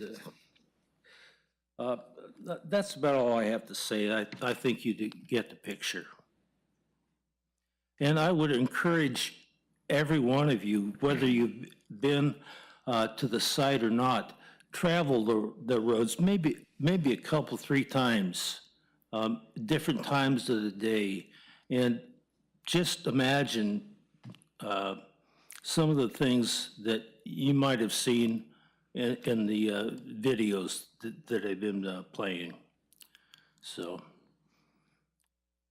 your decision makes a big difference to the neighborhood. And quite frankly, I don't care. So it's up, it's totally up to you. So, thank you. Thank you. Your time is up. Any questions for Mr. James? Thank you both very much. Now I'd like to invite Pam James to come forward if she'd like to testify. And Patrick McCarty, please. Excuse me. Is Pam James wishing to testify? I'm going to see my... To whom? Or you're wishing not to testify? Correct. Thank you. Mr. McCarty, good evening. Good evening. You have 3 minutes. Thank you. First, I'd like to say that once the trains come, buses that are on the road are not going to be able to reroute. There's gridlock at that corner. Everybody's waiting for the trains to pass. So there could be buses past the first train track and stuck between the first and the second train track. So you're not going to be able to reroute them. So that being said, I feel my community is being marginalized by the school district in this process. We have voiced our opposition multiple times to this project due to the safety concerns it presents to our neighborhood. The Lake Oswego School District has not listened. Instead, they have proposed the same project with minor changes and even worse routes for the buses. When these buses get stopped by the train for 20 to 45 minutes at a time, it creates a horrible safety risk for all the children left unattended waiting at bus stops all around the district. This is not an acceptable risk to take and will definitely anger and upset parents at all 10 district schools when it happens. Furthermore, projects like this in the incorporated parts of Lake Oswego would require adequate lighting, sidewalks, bicycle lanes, as well as air pollution studies by the DEQ to be implemented before the project could be approved. Since we are unincorporated, I believe just the minimum standards are trying to be met. We are your neighbors and we deserve better than the minimum. This process should have included an independent advocate for the community. Instead, we have been left to fend for ourselves. Thank you to all my neighbors who have sacrificed their time to help research and bring to light all the safety issues and traffic congestion that will accompany this project. Please listen to the communities involved. We do not want Bus Barn in the Rosewood or Waluga neighborhood. Please show some fiscal responsibility and foresight. The better plan would be to sell the Lakeview Boulevard property, use the profits to buy a better suited site outside of Lake Oswego for far less money and outfit it for electric buses. And then you can sell the Waluga property and buy the fleet of electric buses that you have been promising right away and not 10 years from now. Let's build a better community for everyone. And also I'd like to ask, has there been any air pollution studies for this? 50 buses, 4 trips a day, that's a lot of pollution, and that concerns me. I don't have the resources to figure that out, but I'd hope that the commission could inquire about that. Thank you. Thank you. Any questions for Mr. McCarty? I do have a Lyons? question, yes. So you raised the issue of safety concerns about the bus depot in the area, but you also mentioned that you would not like the bus depot in the neighborhood seemingly under any circumstances. So I'm wondering, would, for example, the widening of Lakeview Boulevard and the construction of a sidewalk ameliorate your safety concerns? No, I believe that the noise and the air pollution and the traffic congestion is unacceptable. Okay, thank you. Thank you. Any other questions? Thank you very much. Now I'd like to call Sarah Freehoff and William Davies, please. Ms. Freehoff, I understand you have a PowerPoint presentation? I do, and I took the photos myself just the other day on my own cell phone, so. Very good. If you could identify yourself for the record, and then you have 3 minutes. I put it on the board as well for those Thank you. that need a visual.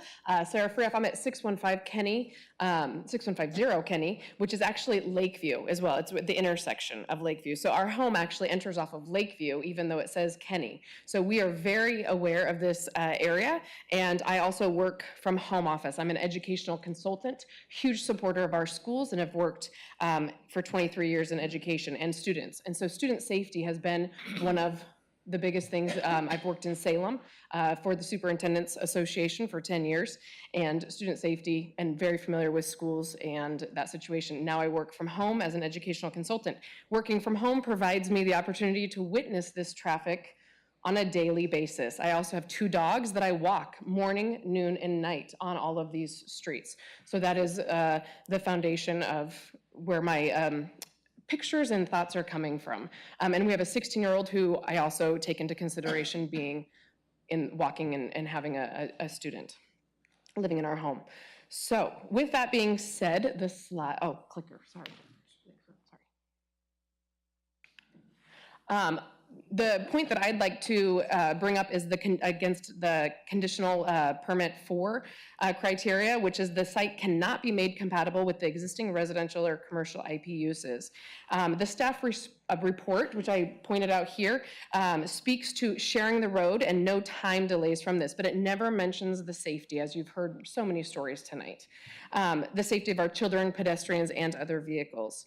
So how does a pedestrian, such as children or walking pets, share the road? And you've seen that again with the videos and the personal, and with the semi-truck, and the no sidewalk and the shoulder. And so that is where I'm coming from with some of these photos and looking at that. The study, again, the traffic study failed to analyze those safety hazards. So with that, here are a few of my pictures. Just again, this is every single morning. Elementary students, this is at the intersection right before that blind corner. So this is where the buses will be going. Elementary students are standing here, and they're standing here every single day. I actually know these children, so this is a daily occurrence. It's not a one-shot video. Box truck, you've seen this video. I'm gonna skip by it for time. This is in the afternoon when they talk about all the buses. This is just right in front of my, right almost in front of my house where the proposed bus barn location is, a middle school student on the left walking, car serving. I have to pull over again in order for the students. Students are walking on these roads every single day without sidewalks right in front of the bus barn location where, again, these are. And again, the blind corner, you've seen that. This is a person walking. Now, the point I'd also like to bring up, though, is that we keep talking about the 54 buses 4 times a day, around 200. It's never been talked about. I have been in activities and athletics with students, and it's never talked about. It's more than 200 buses. It's athletic buses. It's activity buses. Those come at night. Those come in and out after a sports game. If you've had students in sports, that happens.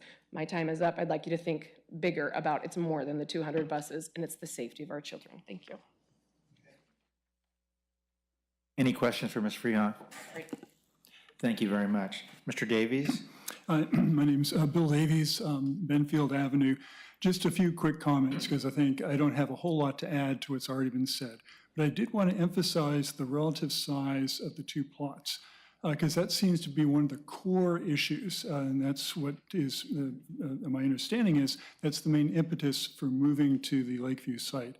I've heard it said from the applicant that the site is about twice as large. I heard this evening that the size of the Lakeview site was 2.4 acres is what was stated. I want to emphasize the information that's been presented already this evening and previously, that when you take into account the usable space, accounting for employee parking now on-site and landscaping, the size at Lakeview is under 2 acres. So we have two sites that are both woefully inadequate, under 2 acres, far below the estimated 5 acres that's recommended for a true, state-of-the-art bus facility. It's unclear to me what additional benefit there would be to electrification, which I agree is very important, but it's not clear to me why that could be done at the Lakeview site. So bottom line is, I don't think that the proposed site is capable of meeting the goals of the site, and it fails the third criteria. And that's all I wanted to say. Thank you very much. Any Thank you. questions of Mr. Davies? Thank you for your thoughts tonight. We appreciate it. Are there others wishing to testify in opposition to the application who have not already testified?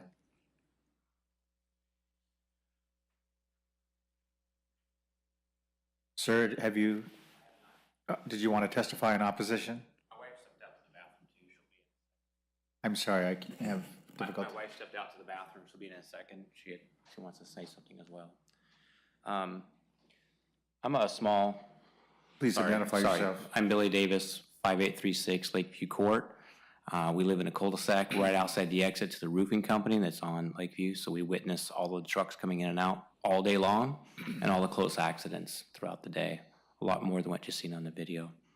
As a small local business owner, just a contractor, not a big company, I kind of have to ask myself, if a client calls me to their house and says, I want you to put this 50 amp breaker in the Cinsco panel so I can hook in my electric car, I can't do that for them. I have to say, ethically, that panel needs to be replaced. That's the homeowner's responsibility. If the school board went and bought a building that's non-conforming, I don't see why they can come back 2 years and be requesting you guys to push it through again because they add a wall. There's an obscene amount of safety issues with just the traffic that you guys aren't even seeing because some of you haven't even been to the site that you've already confirmed.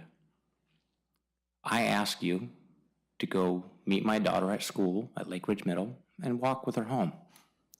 The quickest pathway would be down Jean, down Lakeview Boulevard, take a left on our street, and she's there. Great. That's not the route she goes. She goes through the back of the school, comes a long way around, so she can avoid all the traffic because she doesn't want to get hit by a car. You want to add buses in there? We don't even know the amount of buses that they have. Their schedules, they can't keep them. That train, I guarantee you, they're going to be delayed twice a week. They're going to go through town several times throughout the day, stopping at all railroad tracks. You're asking the buses to go from one side of town all the way to the other side of town. You're going to piss off everybody with traffic. I'm asking you to really think. Could you ethically approve this? Don't look at all the siding graphs. Those are there, facts. But just look at it. If you're going to show up and you want to prove something, as long as there's no hidden agendas here and there's nobody's got some favor for a friend, we don't know that stuff. We don't care. We're just asking you to do the moral, ethical thing. And that is, vote it down. It's not an approved site. The building is non-conforming. It's what it is. I just ask you guys to do that. Just look at the facts. Thanks. Thank you. Any questions? Thank you very much. Anyone else wishing to testify in opposition to the application? Do we have anyone who's neither for nor against the application who would like to testify? Very good. Under the order we're operating tonight, we've reserved 5 additional minutes for the applicant. Commissioners, I'd like to take a short break. We've been going at this for over 2 hours. Would you prefer to hear from the rebuttal of the applicant before taking a break? Excuse me, yes? Can I have a few words? Yes, I had asked if there were any other witnesses. Are you opposed or are you neutral? Opposed. Okay, please sit down and introduce yourself. I'm sorry, I didn't know there was anyone else. Yes. Please proceed. See with my glasses, I'm sorry. My name is Carla Davis, and I live in 5836 Lakeview Court, exactly just in Lakeview Boulevard, in front of the roofing company and demolition. As a neighbor and a mom, we have enough noises and contamination with the roofing, that is a big company in materials, and the demolition company also, and the industrial area, that so many cars that they coming at the neighborhood. My kids go to the school. I have 2 kids, and both they going to the school, and well, they play and they go in the bikes, they running, they walking, and my daughter even walk and bike to the school. And my question is this: if this boat goes through and something happened to one of my kids, because there's so many buses, and sometimes I take pictures, and when they going, since there's no sidewalks exactly in the area, who is going to be responsible? Is my question. Because I see this happen last week, it's in the news. Well, we are seeing police and paramedics being held accountable when people die, especially with a lot of evidence. I just asking, because my kids going to the school walking or in the bikes. It's no sidewalk. And they coming with this plan, and how they are going to do it? It's so much evidence that I just wondering in my head is, oh, I wish it's one of them pushing this through. They live in the neighborhood, exactly. And your kids go to the school and walking and just going to the bikes and putting in our feet in the community. Do you want this increase of noises on contamination? Just thinking in the future of the community, we try to support each other. And why don't, right now, okay, they can sell that property and buy somewhere else and don't affecting any community. Can be, there's areas. Why they don't make another other study and move to a different area? And please asking, just don't approve. Thinking in our kids that they are at risk, really. How, Your time is up. Please conclude. yeah, it just, please. Any questions of the witness? Thank you very much for being here. We appreciate your input. Thank you so much. Is there anyone else wishing to testify in opposition to the application?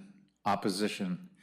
Anyone wishing to testify neither for nor against, but in a neutral position regarding the application?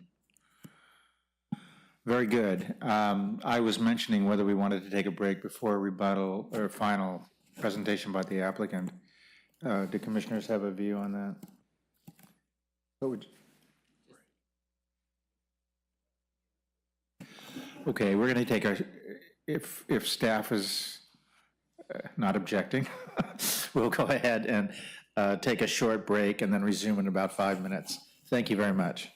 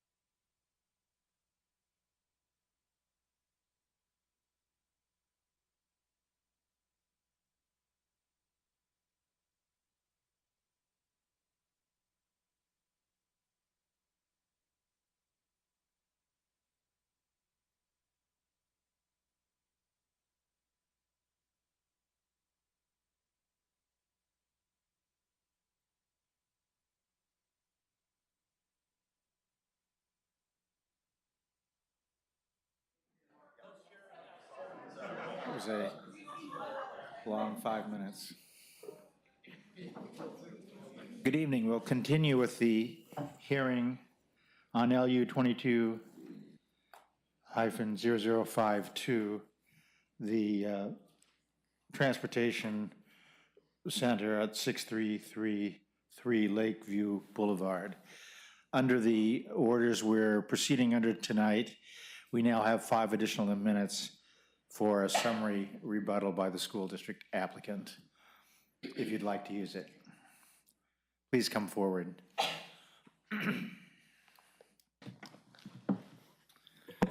Good evening, Mr. Chairman and members of the DRC.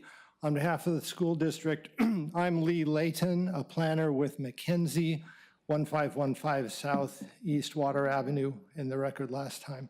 I would like to say just a few words in response to what we've heard this evening, and then give Brent Aaron time to talk specifically about some traffic issues. You've heard a lot of, again, concerns from neighbors in the neighborhood. Many of them were not actually addressing the approval criteria that are before you for a land use proposal like this. And it's important to understand that the applicable standard is fundamentally the reasonably compatible standard in your code. And that implies that it's important to take the context into account. This is a difficult edge in the city. There's an industrial zone backed up against the railroad whose only access is by way of Lakeview. Lakeview needs to be an industrial service street, and it's going to have truck traffic on it by design. That's accounted for in the land use plan and in the transportation system plan. But when we approach the question of a new use coming into that area, it's not an absolute question that it can't impact the neighborhood. Those potential impacts have to be evaluated as compared to the uses that are allowed by the zoning, by the overlay district in that industrial zone. And I urge you to think of it in that context. There was comments about claiming that the site was not big enough to accommodate the function, and reference to some APTA metrics, but those are used as a planning guideline if you're starting out on site selection. They're not standards per se, and they're absolutely not standards that the city of Lake Oswego has adopted. So it's not incumbent on you or even appropriate for you to apply those standards to the applicant's proposed site plan in this instance. There's a very technical arena of noise analysis. Our acoustical engineer has prepared a written response to the testimony you previously received. It addresses those technical issues, the L1, the L10, the L50, how they apply, how they're measured, and so forth. Our engineer is here tonight to discuss that with you, so I'll just invite your questions. If you want to drill down on that, we're prepared to do so, but I simply don't have time to get into all the details of the acoustic metrics and how they're applied and why. So please ask questions if you have them. There was mention of the district's purpose, aesthetics, and inviting for pedestrians. That's all valid, and the district is trying to be part of the solutions that are necessary in this area. But those district purposes are aspirational standards for the district. They are not development standards for each individual element of a development proposal. That's really down to the approval standards. I would like to say one thing before I hand it off to Brent on traffic. At one point, I think it was Commissioner Lyons who asked a question of one of the people who testified if they could imagine a compatible industrial use. And the answer was, well, yes, I could. And that makes sense because we all can. We can all imagine a compatible use. The problem is that's shadow boxing. That's imaginary. It doesn't have the weight of a real world use that has to behave in the real world and do all the things that we have to do in the real world. So it's really not a fair comparison to think if you could conceive of something that would be better. Of course we all can. And now, Mr. Arendt. Did you want to speak to the propane issue? Sorry, one more point. the propane tank location is in a landscape island. It's a general location that we have room to tweak and adjust as we go to final development plans.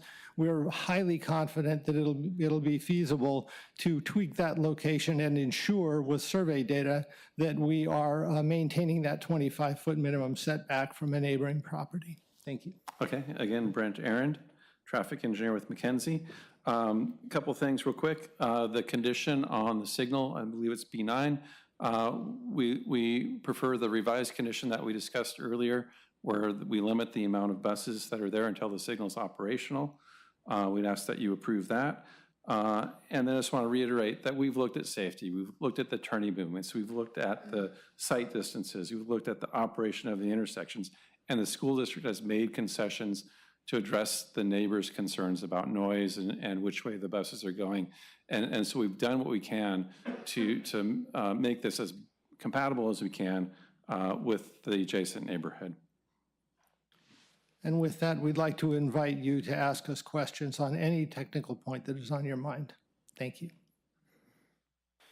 Commissioners, are there additional questions of the applicant?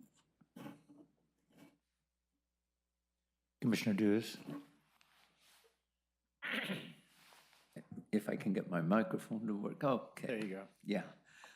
You had mentioned the standards, the American Public Transportation Association, APTA, I guess it is. You're saying that that's more of a planning, a recommendation. There's no basis for specifically that the criteria has to meet that standard, if I understand correctly? Even in the presentation, the presenter acknowledged that there were averages that came out of those statistics, and that I think their point was that this facility would be below average in its area as compared to research on other facilities and even other facilities you can see in the region. That's true. It is smaller. It needs to be managed very carefully. But we've also, the district has taken pains in their design efforts to look at how the buses can be parked within that facility, how the employees can be parked within that facility. They know it'll have to be carefully managed. But when you do that, you can achieve much higher density and efficiency of operations within a site than if you just have all the room you need because it's inexpensive or it's out in the country or you had it a long time ago, and you can have lots of room to park buses. And I guess my point is that if you simply look statistically at what you see out there historically, you see what's been easy to do. You don't see many examples that need to be closely managed the way that we acknowledge this one will. That doesn't mean that this one will not be able to work. It doesn't mean that at all. Thank you. Thank you. Are there other questions of the applicant? Very good. Well, thank you very much. Thank you. We appreciate your additional testimony. Before moving into deliberations, do commissioners have questions of our Lake Oswego professional staff, city attorney, or Mr. Chair, planning staff? one matter before we close the process. Unless waived by the applicant, the commission will allow the applicant at least 7 days after the record is closed to all other parties to submit final written argument in support of the application, which that information would be considered part of the record but would not contain any new evidence. So does the applicant wish to submit final written argument?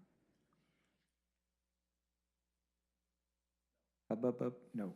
All right, thank you, Mr. Chair. Sorry. You may proceed with deliberation. Thank you for addressing that point. Councilor Smith, do you have questions or comments? My question is for the city attorney. And as a commissioner, we're supposed to weigh the evidence that is presented to us. And one thing I was curious about is what is the definition of testimony? Because as long as I've been on this commission, typically people come and they speak, typically, and provide, written, oral testimony, and with this application, I was struck by some of the people walking up and saying, I have a video, and then not saying anything. And so as an attorney, I didn't hear any kind of, authentication other than, hi, it's my characterization. Hi, my name is X, please look at the video. And that was the testimony. So I'm curious how we're supposed to take, hi, here's a video, take a look. Is that quote, quote, testimony without, because some of the applicants said, hi, I took these pictures and this is my, observation, or as opposed to some of the other testimony that it's, and I called it out, I was like, wow, you have a drone and that's part of your testimony? Well, that wasn't the case. So if you can help me testimony can consist of evidence and argument. I mean, you have your facts, your evidence, and your argument. All of that's part of the testimony. Where you're going to have, as you say, we're going to have video, that can also, photographs, video, all part of testimony. Now, what you're really raising is, so it fits within the realm of what testimony is. The question is what kind of credibility you should give to that testimony. You assign different credibility to different types of testimony. For example, when you have an expert and a non-expert testifying about the same thing, you might give more credibility to the expert, that type of thing. If you're going to have a person say here's a photograph, well, as a lawyer, you know that you might ask, were you present when it was made? Does this accurately represent the circumstances? You have to authenticate in a courtroom. You would have to authenticate that the person testifying says that is a true and accurate depiction of what was there, type of thing. So this is not a courtroom. I'm not suggesting you cross-examine every witness that comes up and like that, but it's up to you to decide what the credibility is. And obviously, I mean, the pictures show what they show, but what are the circumstances which they show? Does the person testifying can provide any supporting circumstances in which it was taken, that sort of thing. But that's, so in summary, a video would qualify as testimony. The credibility you give to it kind of depends upon what supporting circumstances were given by the person testifying and what it shows. You have to judge that. And I guess the other thing I was curious about is we've limited the time that the applicant can present their evidence, and then we give them a specific amount of time for the rebuttal. But then, and I'm asking kind of like now and maybe what's going to happen in the future, in which you theoretically you could have 20 people come and just say, hi, I was given this evidence and a video and I was asked to play it. And then this, hi, I'm the next person. And it's just, I guess from my perspective, it's kind of unfair to the applicant in as much as you just say, hi, I was given this video 3 minutes for 5 minutes and 5 minutes and 5 minutes and 5 minutes. I mean, and so do we as a commissioners before they start, if they're not going to speak, say, hi, great, you have a video, can you authenticate it for us? And did you take the video, or we shouldn't do that. We should just, I guess, watch video after video after a video, I guess. Well, yeah, the video, like any document presented to you, is to be presented, it isn't just what they've showed. The video it has been previously submitted in the record, and what they're showing you at the meeting, to make sure you see this part, those videos are in the record, okay? And so a person could put, a person can either put a one-page letter in there, or a 185-page letter. Yeah? So in the written materials, there's no limit on time. Okay, there's no limit on how long that video is going to run in the record. What they choose to highlight at a public meeting is another matter. And so. Thank you. Thank you for those points. Other questions of our city attorney or professional staff? Commissioner Shearer? Evan, I've got a couple of questions for you. So, first on the propane tank, the applicant says they can make it work within the spatial needs they said, but didn't the fire marshal say it was all right as well? Yeah, so when this issue was originally raised, I had the fire marshal look at it again, look at the site plan. And he said he thought that it met the fire code, but really it comes down to at building permit time, they review for fire code compliance. And yes, 25 feet from the building, it's 25 feet from the property line, but really at the end result, it's all determined at the time of building permit. Okay. Yeah, I would just add, much like a partition or subdivision you see, your level of analysis here is whether they've shown that it's feasible, okay? Because it's at the final building permit stage in which it all... Like stormwater. Like stormwater, which it all comes down to the code requirements. Okay. Next question. So, we talked about the 15% landscaping. So my understanding is, and correct me if I'm wrong, we don't necessarily have to be able to see all the landscaping from off-site from all angles. Is that correct? Right, it just says visible off-site. So, I mean, if I had to only stand on the southwest corner to see it, that's good enough. I think so. It doesn't say it has to be visible from the right-of-way or some vantage point. It doesn't go into those details. Just so you can see it from somewhere. That's correct. And you can imagine that there are sites where perhaps they're surrounded by trees that are outside of them and nobody could see in there. And, but from a particular site, if you were up close, you might be able to see it. I think mainly the standard was getting at, particularly downtown area, people wanted to use the rooftop to put their landscaping.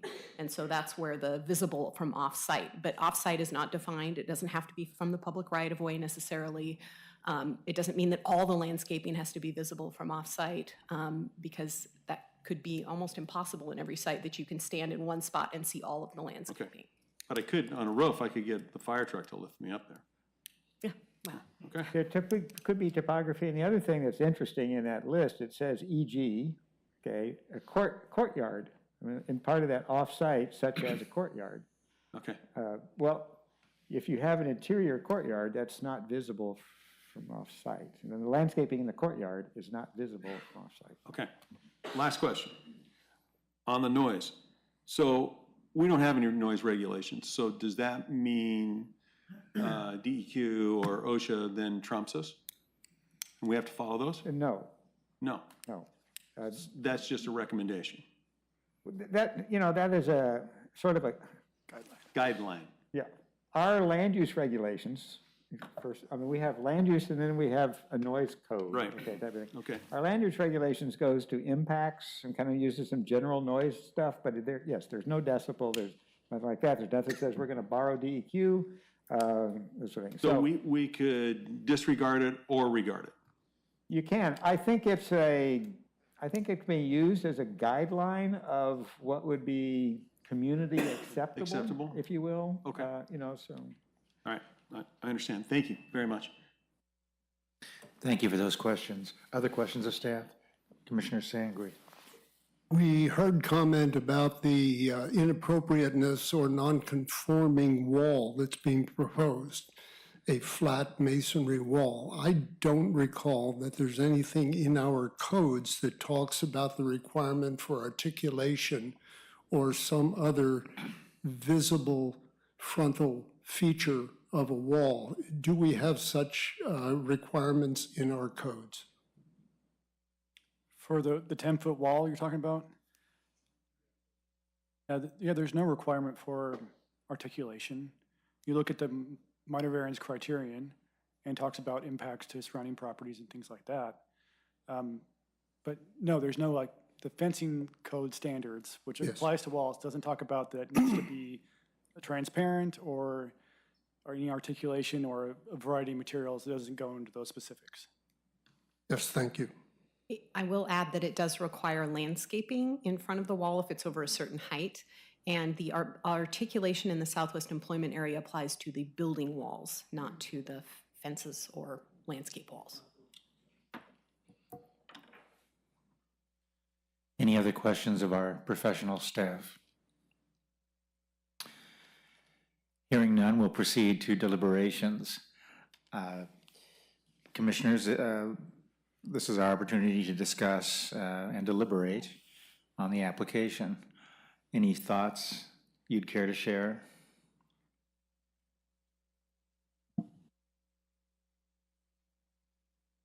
Commissioner Dees. Sure. This is very difficult. I mean, we're having to approve a conditional use permit. It's not as cut and dry as most of the applications that come before us. The criteria, is it 10 feet away or 15 feet away? If it's real black and white, I understand that. For this conditional use permit, though, what keeps coming back to me is reasonable compatibility. And how do you measure that? We've heard from a lot of the residents tonight and their concerns. But at the same time, I think the applicant in their rebuttal made a very good point that this is a zoned industrial site. And if it weren't the bus barn, is it a distribution center for a major company with the same amount or even more trucks? I don't know. It's, as pointed out, it's an industrial with residential right on the other side of the street. It makes it a very difficult decision. I agree. It is very challenging. I really am in somewhat of a quandary. I was, as I initially expressed at the first meeting on the 4th, impressed with all the support for electric buses. However, this didn't seem to me, the application before us, to be a proposal for an electric vehicle transportation center.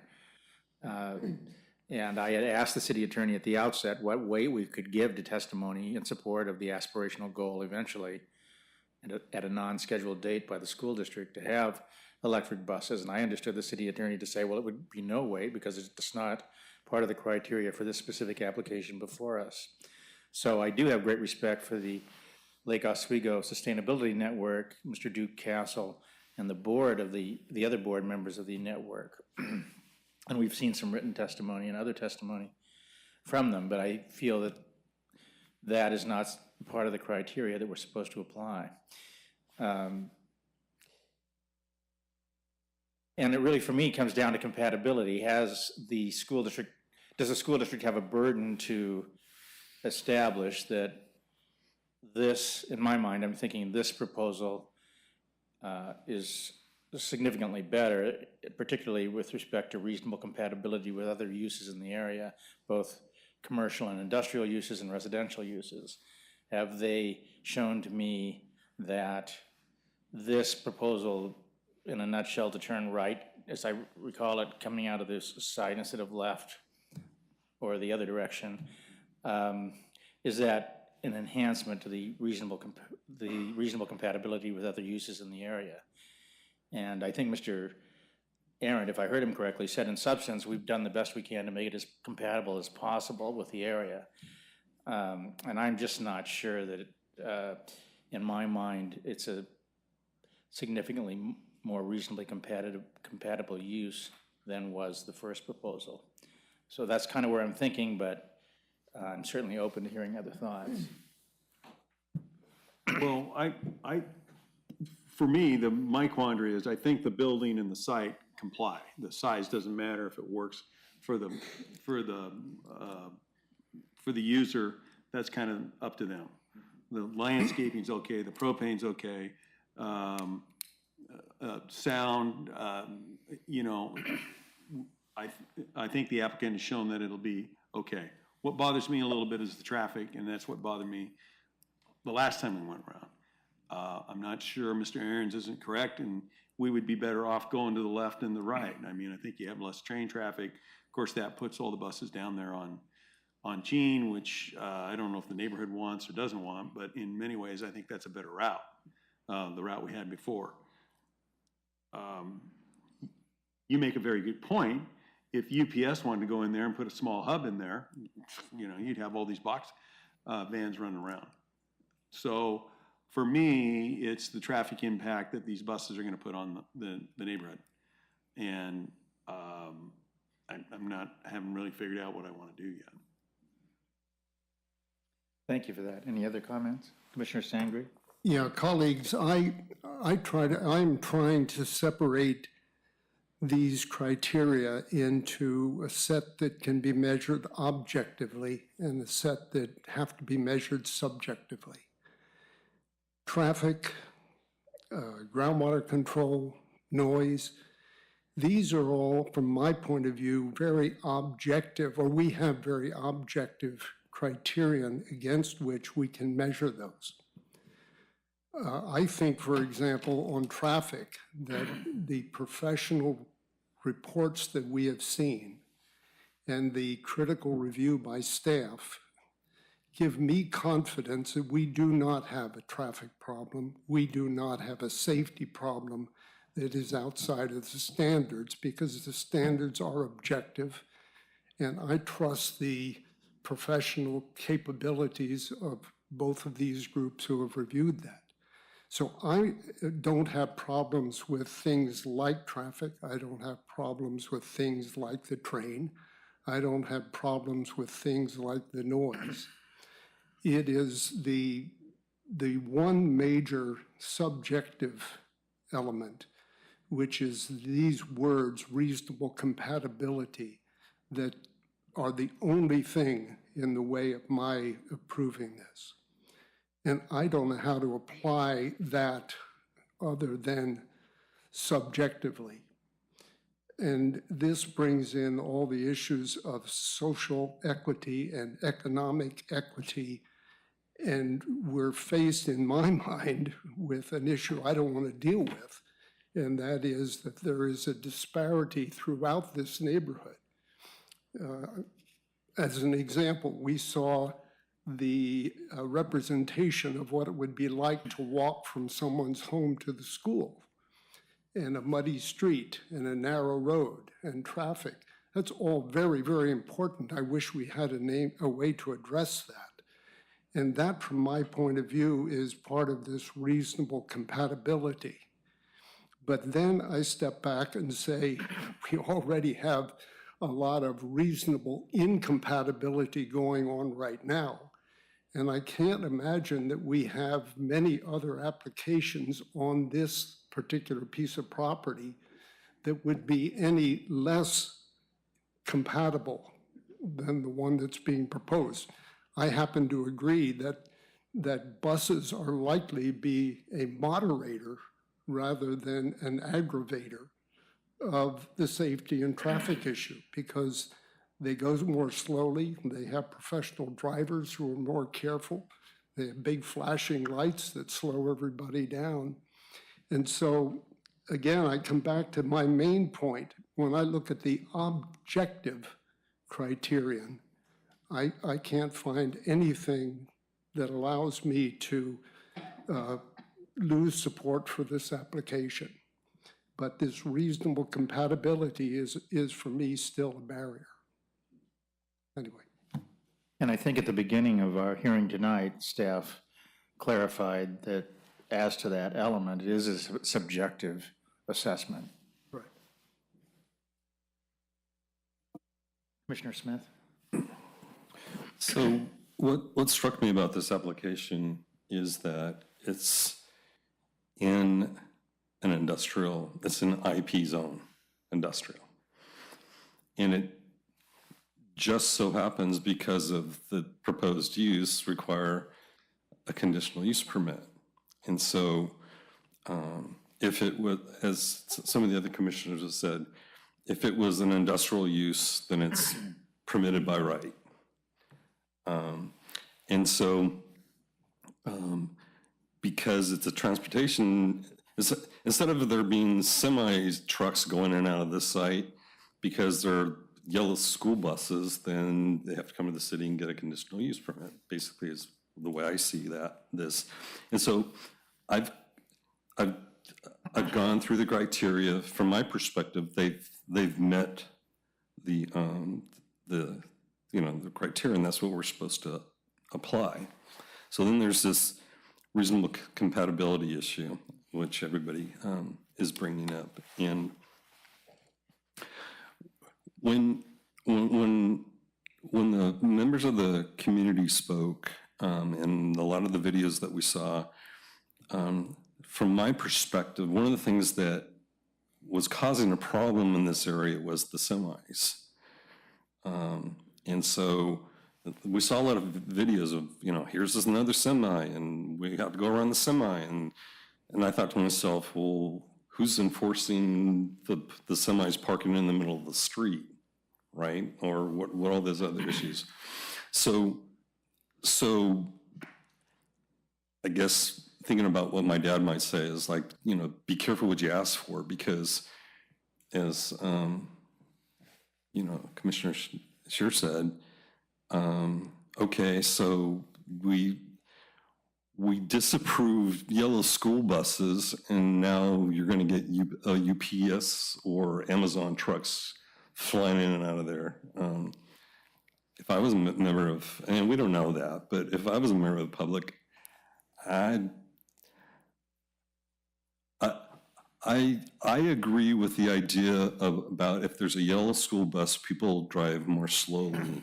Because I'll just say my own personal opinion is, when I see a yellow school bus in front of me, I just figure I'm going to go more slowly, and they're going to pull that little red thing, and the red lights are going to fly. And so I just presume I'm going to sit there for a while, and I'm not going to get to where I'm going to go because there's a yellow school bus. So from my perspective, I don't think that's a bad thing to have school buses in the area.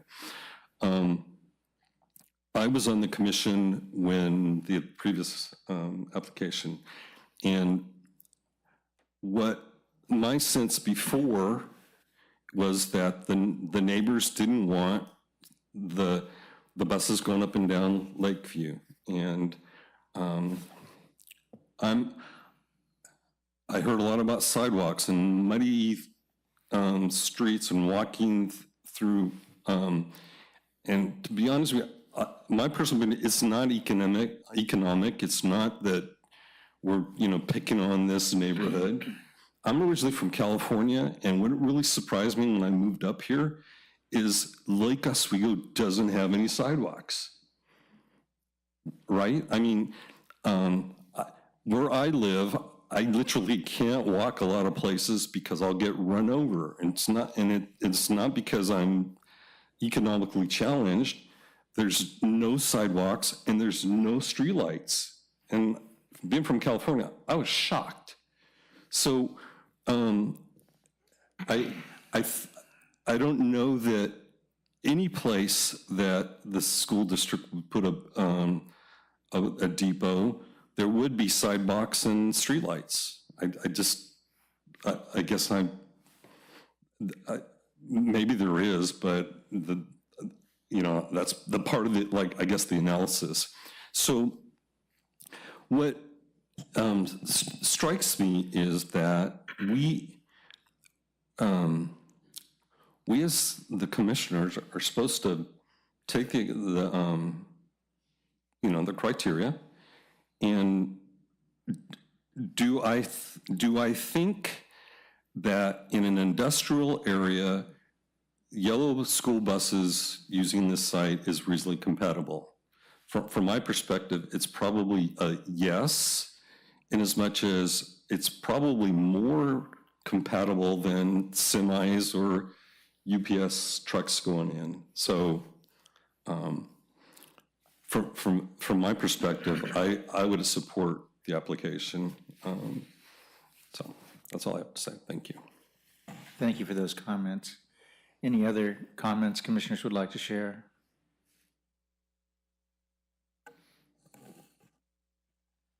Is there a motion on the application? I move it for approval with the two following conditions of approval. With respect to condition C2, I propose that it read all bus traffic to and from the site must be routed south to the intersection of 65th Avenue and McEwen Road as discussed in the traffic study, open paren, exhibit F-003, close paren, which is part of the presentation that they was submitted in the record. And then with respect to B9, I would propose that the condition be that no additional school buses other than those currently serving the area will use the intersection of Jean and Pilkington until the new, adding the word new signal at this intersection is operational. And then I would propose that we don't include the stormwater management condition and that we don't add the Clackamas County condition.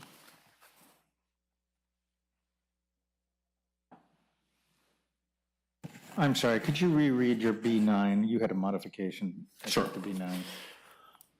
No additional school buses, comma, other than those currently serving the area, comma, will use the intersection of Jean and Pilkington until the insert new signal at this intersection is operational.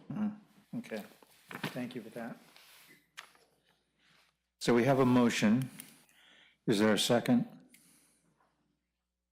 Second. Any additional discussion on the motion? Commissioner Scheer? So my thinking was on the stormwater, and I asked Kurt, why are we conditioning something that's in the design? That's why. That condition was created to address concerns from the neighborhood about stormwater quality. But it's not required. The engineering staff found that it met stormwater standards, that it is feasible. And as the applicant said, it is already included in the design. It's just more of a, if you're going to do this, you need to make sure you have this kind of condition. So it's not a requirement, just a recommendation to address neighborhood concern. Okay, so now we go back to where I'm thinking again. So if we're putting in a condition of stormwater, right? So if we put in a condition that everybody goes right out of the site and everybody goes left, then it's just a recommendation and it doesn't matter. Is that right?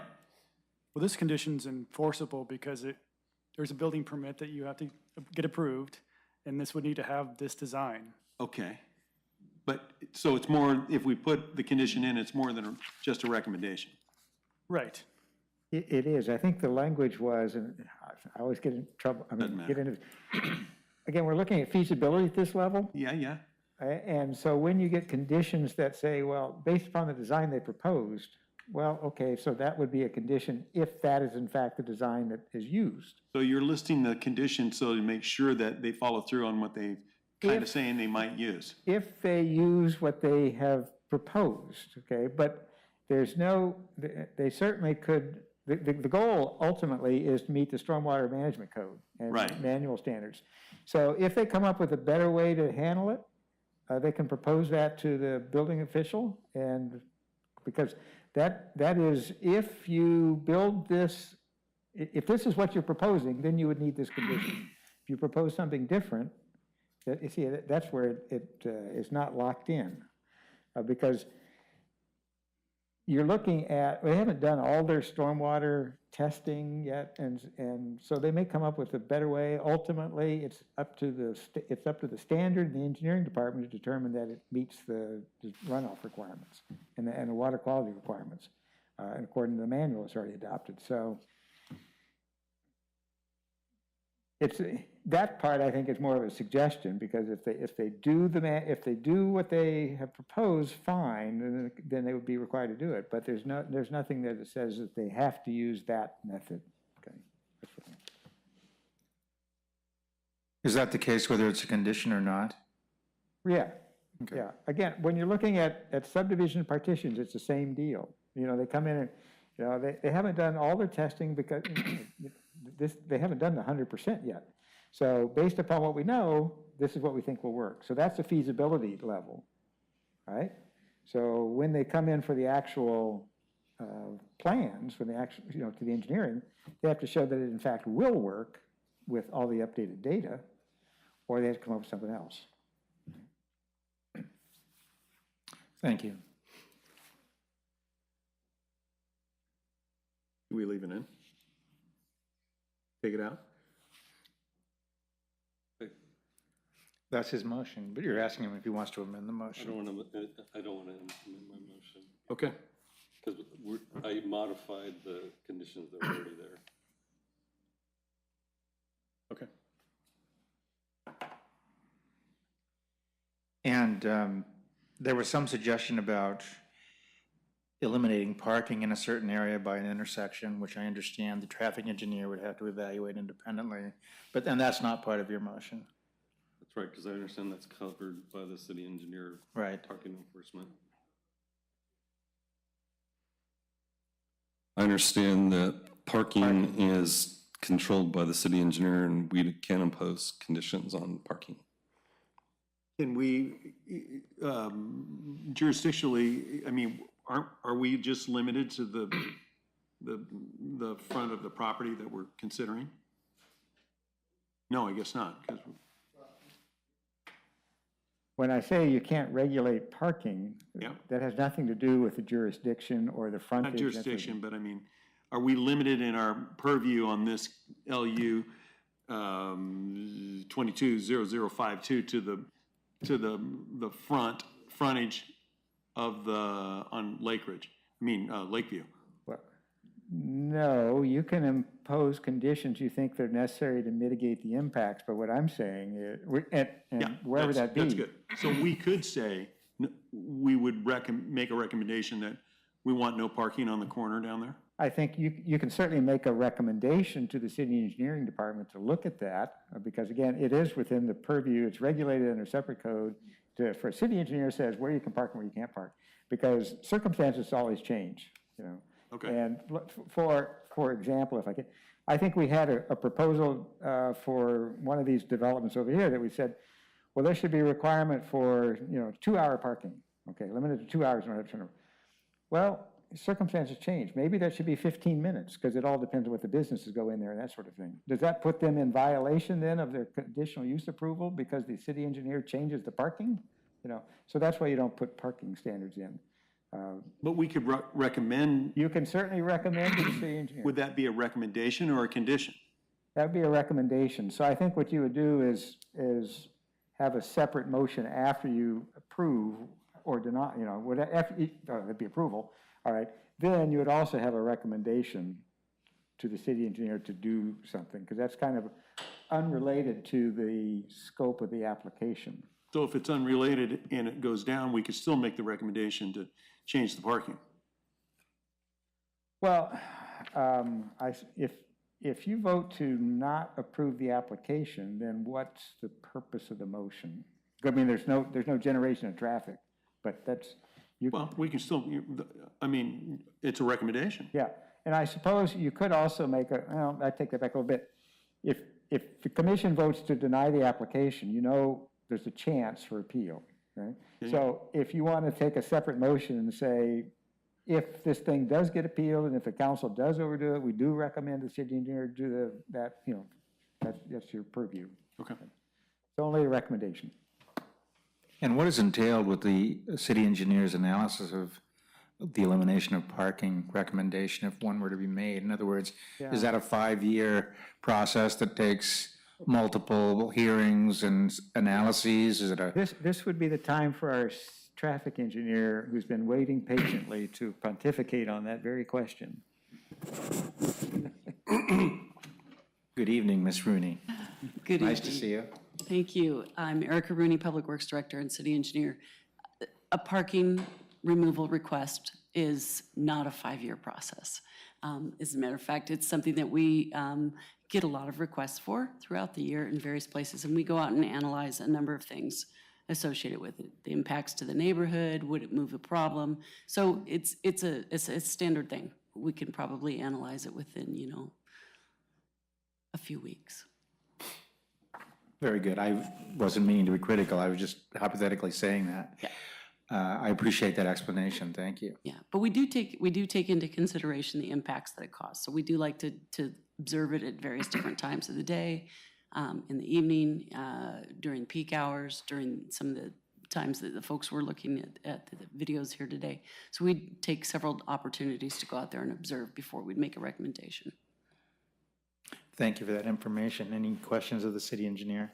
Commissioner Lyons, did you have a question there? Not of the traffic engineer, but I do have a couple requests for clarification if there's time for that. Any other questions for Ms. Rooney? Thank you very much. We appreciate your staying. Commissioner Lyons?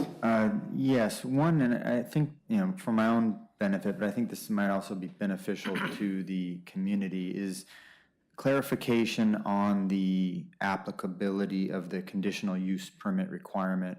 And I'm looking at 50.07.005 1A. And the way I understand it, and based on something that Commissioner Smith said, is it seems then that if the city were, or excuse me, if the school district were, for example, to sell this property, decided it didn't want to use it, and sold this property to an industrial user, somebody with delivery trucks, et cetera, would that trigger the conditional use permit application requirement? In other words, because it is a use envisioned, contemplated by, and under the zoning, would that user need to seek a conditional use permit? No. Yeah, maybe that's a two-pronged answer. First of all, you refer to 50.07.005 1A. And that's the intent and purpose section. So we don't view that as criteria for conditional use to begin with. Correct. I'm just looking at, when it's describing what a conditional use is. Right. And to the second part of your question, I think we would, when you're looking at a conditional use and you're looking at the context of the compatibility to the neighborhood, the vicinity, I think you have to take into account what the outright permitted uses are. Okay. How is this worse, if you will, the impacts? Because outright permitteds are outright permitted in every area in the zone. So if you have a conditional use, and that is, again, where it says it's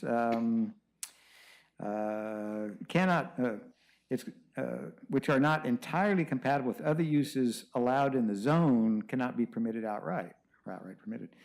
So this is like one step above. It should be, a conditional use should be one step above what's outright permitted in terms of impacts, because you're trying to. Right, so I probably didn't ask my question in the best manner, but I guess what I'm getting at is if, it's zoned industrial. So if an industrial user came in and were the owner of the property and wanted to put the property to an industrial use, that would not trigger the requirement for a conditional use permit. Is that correct? We wouldn't even be in here talking about it. Right, that's correct.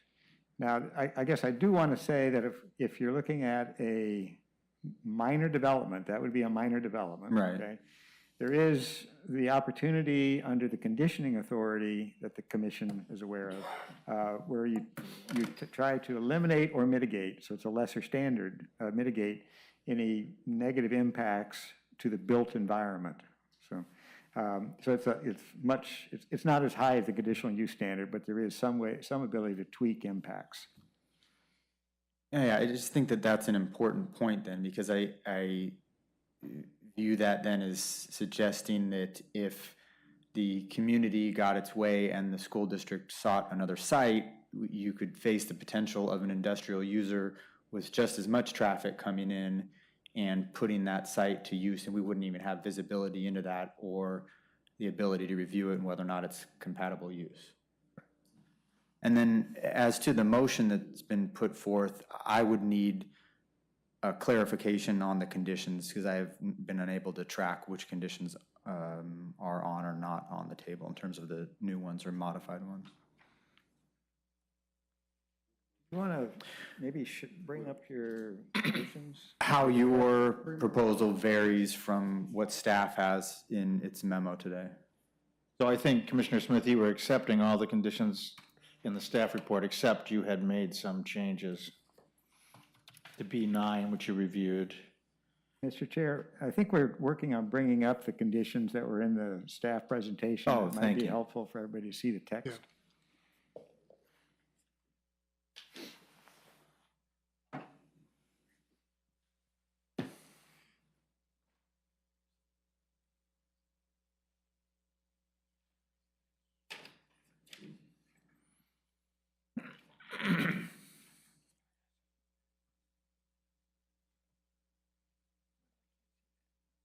But I think the commission can see that. Tweak that from that. What's that? Just tweaking this one Just here. tweaking the list, I think. I think it's, you have it in front of your screens, I think now, so. Yes, we have it. Yeah.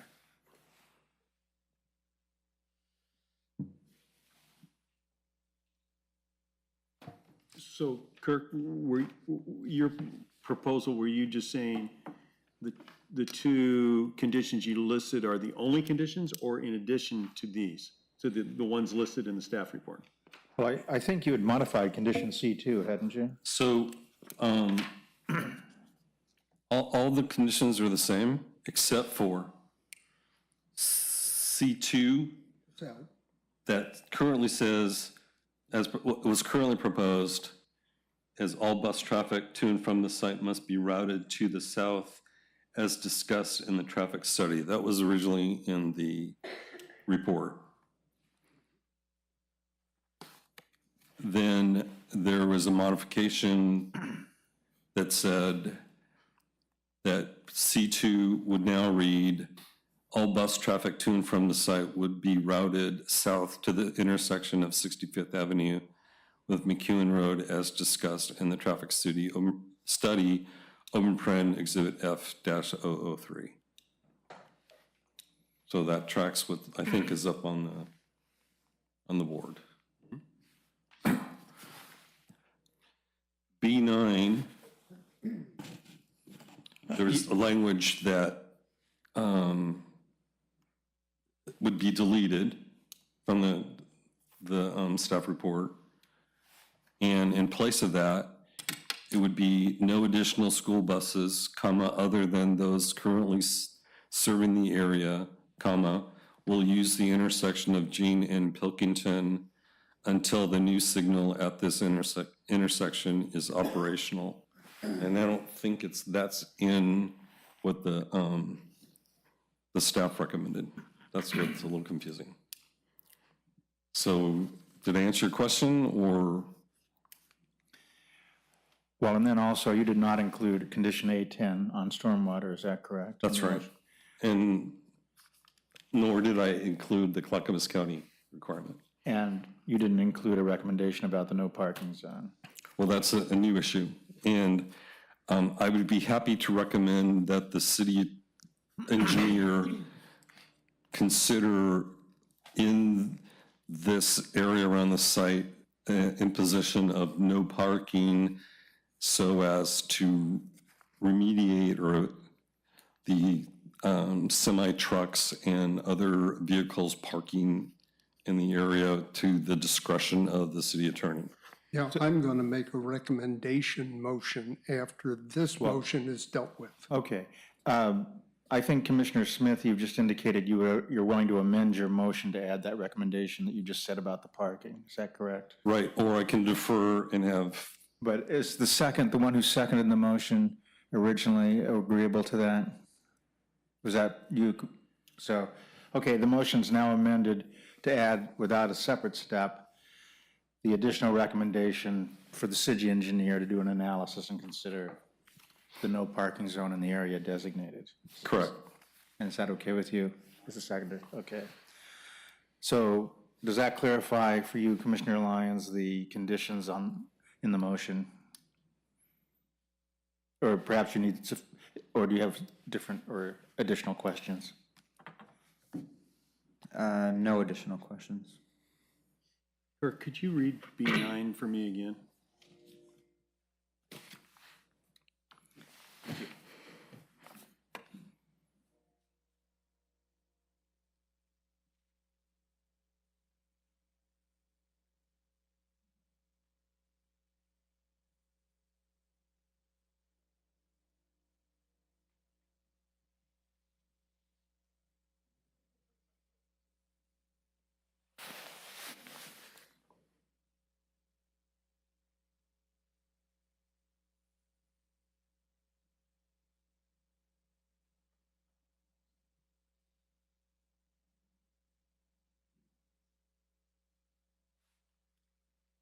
Did you have questions, Commissioner Shearer, or comments? I'm thinking, I'm sorry.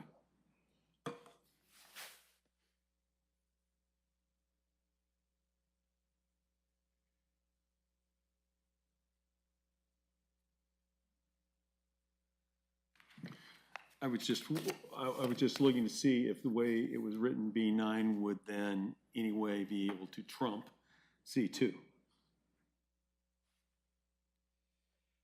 I just wanted to, That's what I was looking at, and I don't think it does.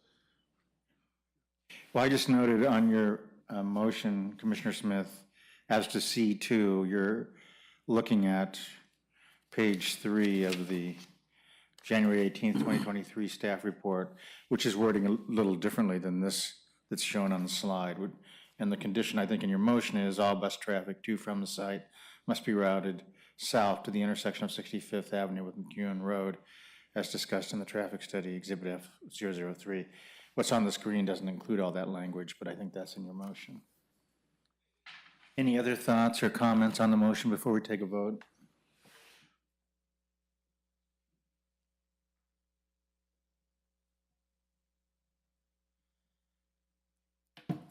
Let's take a vote, please.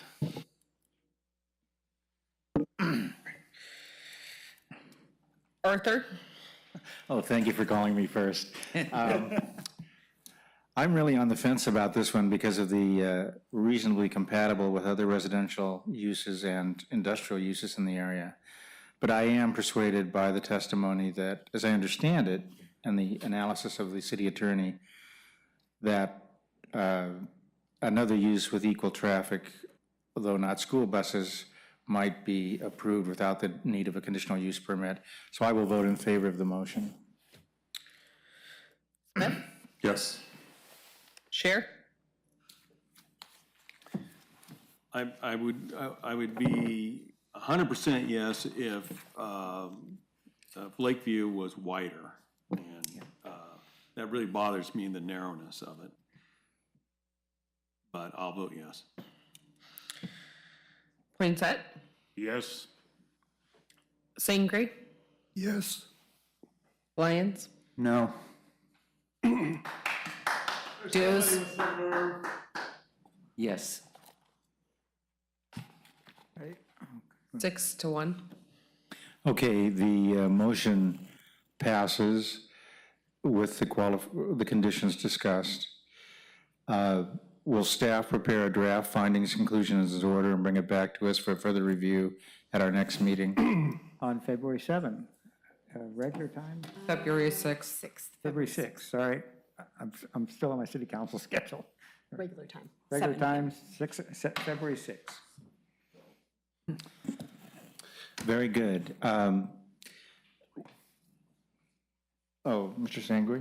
I would like to make a motion, and the motion is that this commission recommend to the city that the appropriate city department deal with the following three issues. Number one, that parking restrictions and enforcement of parking be considered in the area of Lakeview Boulevard, 65th and McEwen. Number two, that coordination with Clackamas County be addressed immediately to deal with the Boone's Ferry 65th Street improvements. Three, that they increase the priority for improvements of streets and sidewalks impacted by this project. That's my motion. Do you care to discuss any further bases or thoughts about in support of your motion? Well, I realize we haven't received a second. I think for me at least, we're dealing with an area that I had not experienced our commission dealing with. It's based on the recommendation from the city attorney that this is an alternative way to communicate concerns from the commission to the city. And while these three elements, I think, are all important to improve this project, from my point of view, they do not impact the judicial responsibility of voting yea or nay on a conditional use permit. But this is a vehicle for us to at least make a statement about what we think are important elements that would make this a better project. And so if a motion of this type is appropriate, perhaps we have an opportunity, by the way, to discuss this at your next meeting. But if this is a mechanism for drawing our attention to issues that we feel ought to be dealt with, I'd use this motion as a basis for that. And your motion is a series of recommendations to the city. The motion is that we recommend that the appropriate department of the city address these three issues. And what do you mean by address? What does the motion mean by address? I think that address is the strongest word I can think of. I think it would be inappropriate for me to say, for example, I think we should change the parking at that intersection. I think that I would like the city's traffic engineers to look at that and to consider that that is a serious issue from our point of view that will potentially be made worse by our approval of this project. That's the sense of these recommendations. And particularly the last one, it is very clear, and I think several of us have said it, that this whole community will be well served by increasing the priority to do something about Lakeview. And I just like this commission to say that's also important from our point of view. I'll second it. Is there further discussion? Does staff have comments on the motion? Attorney Boone? You had a question on the motion? I don't. Yeah, just so when I'm writing the findings, I can write it down correctly. The second part. Well, this motion is not part of the findings. Are we going to put in the findings? No. Even though it's a recommendation? Okay. Right. No, so staff has no questions about the motion. Or comments? Or comments. If somebody wanted to make a motion to sever out, if you thought the three issues you want to talk, you're in favor two and not in favor one, you can entertain that. But any other discussion on the pending motion? I mean, just since you're asking, I would say that for me, I don't understand the lack of sidewalks, the lack of street lighting, or the expectation that anyone, let alone children, could walk safely in these conditions that were shown to us in these videos.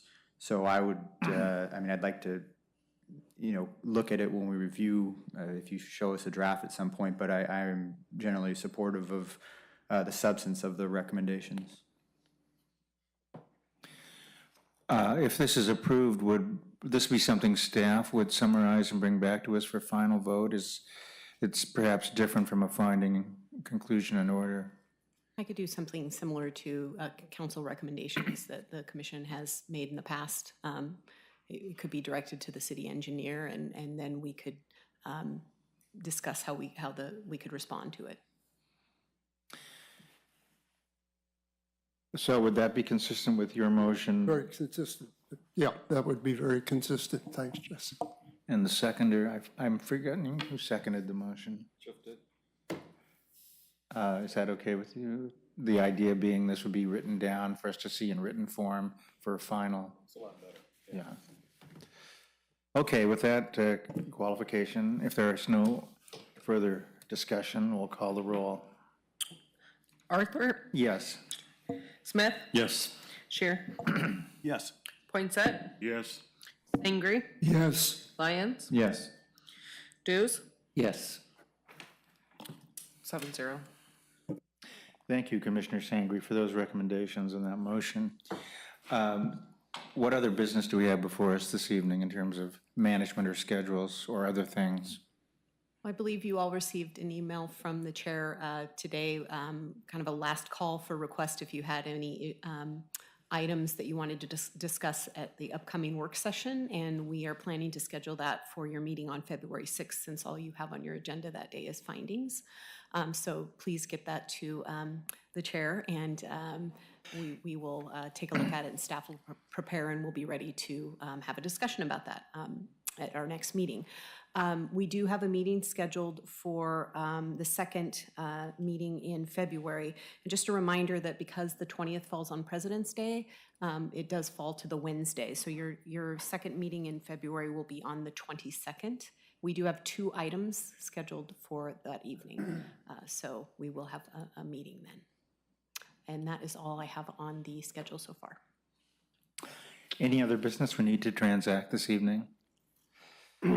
If not, the meeting's adjourned. Thank you. If there are no objections to adjourning the meeting. Thank you. The meeting's adjourned.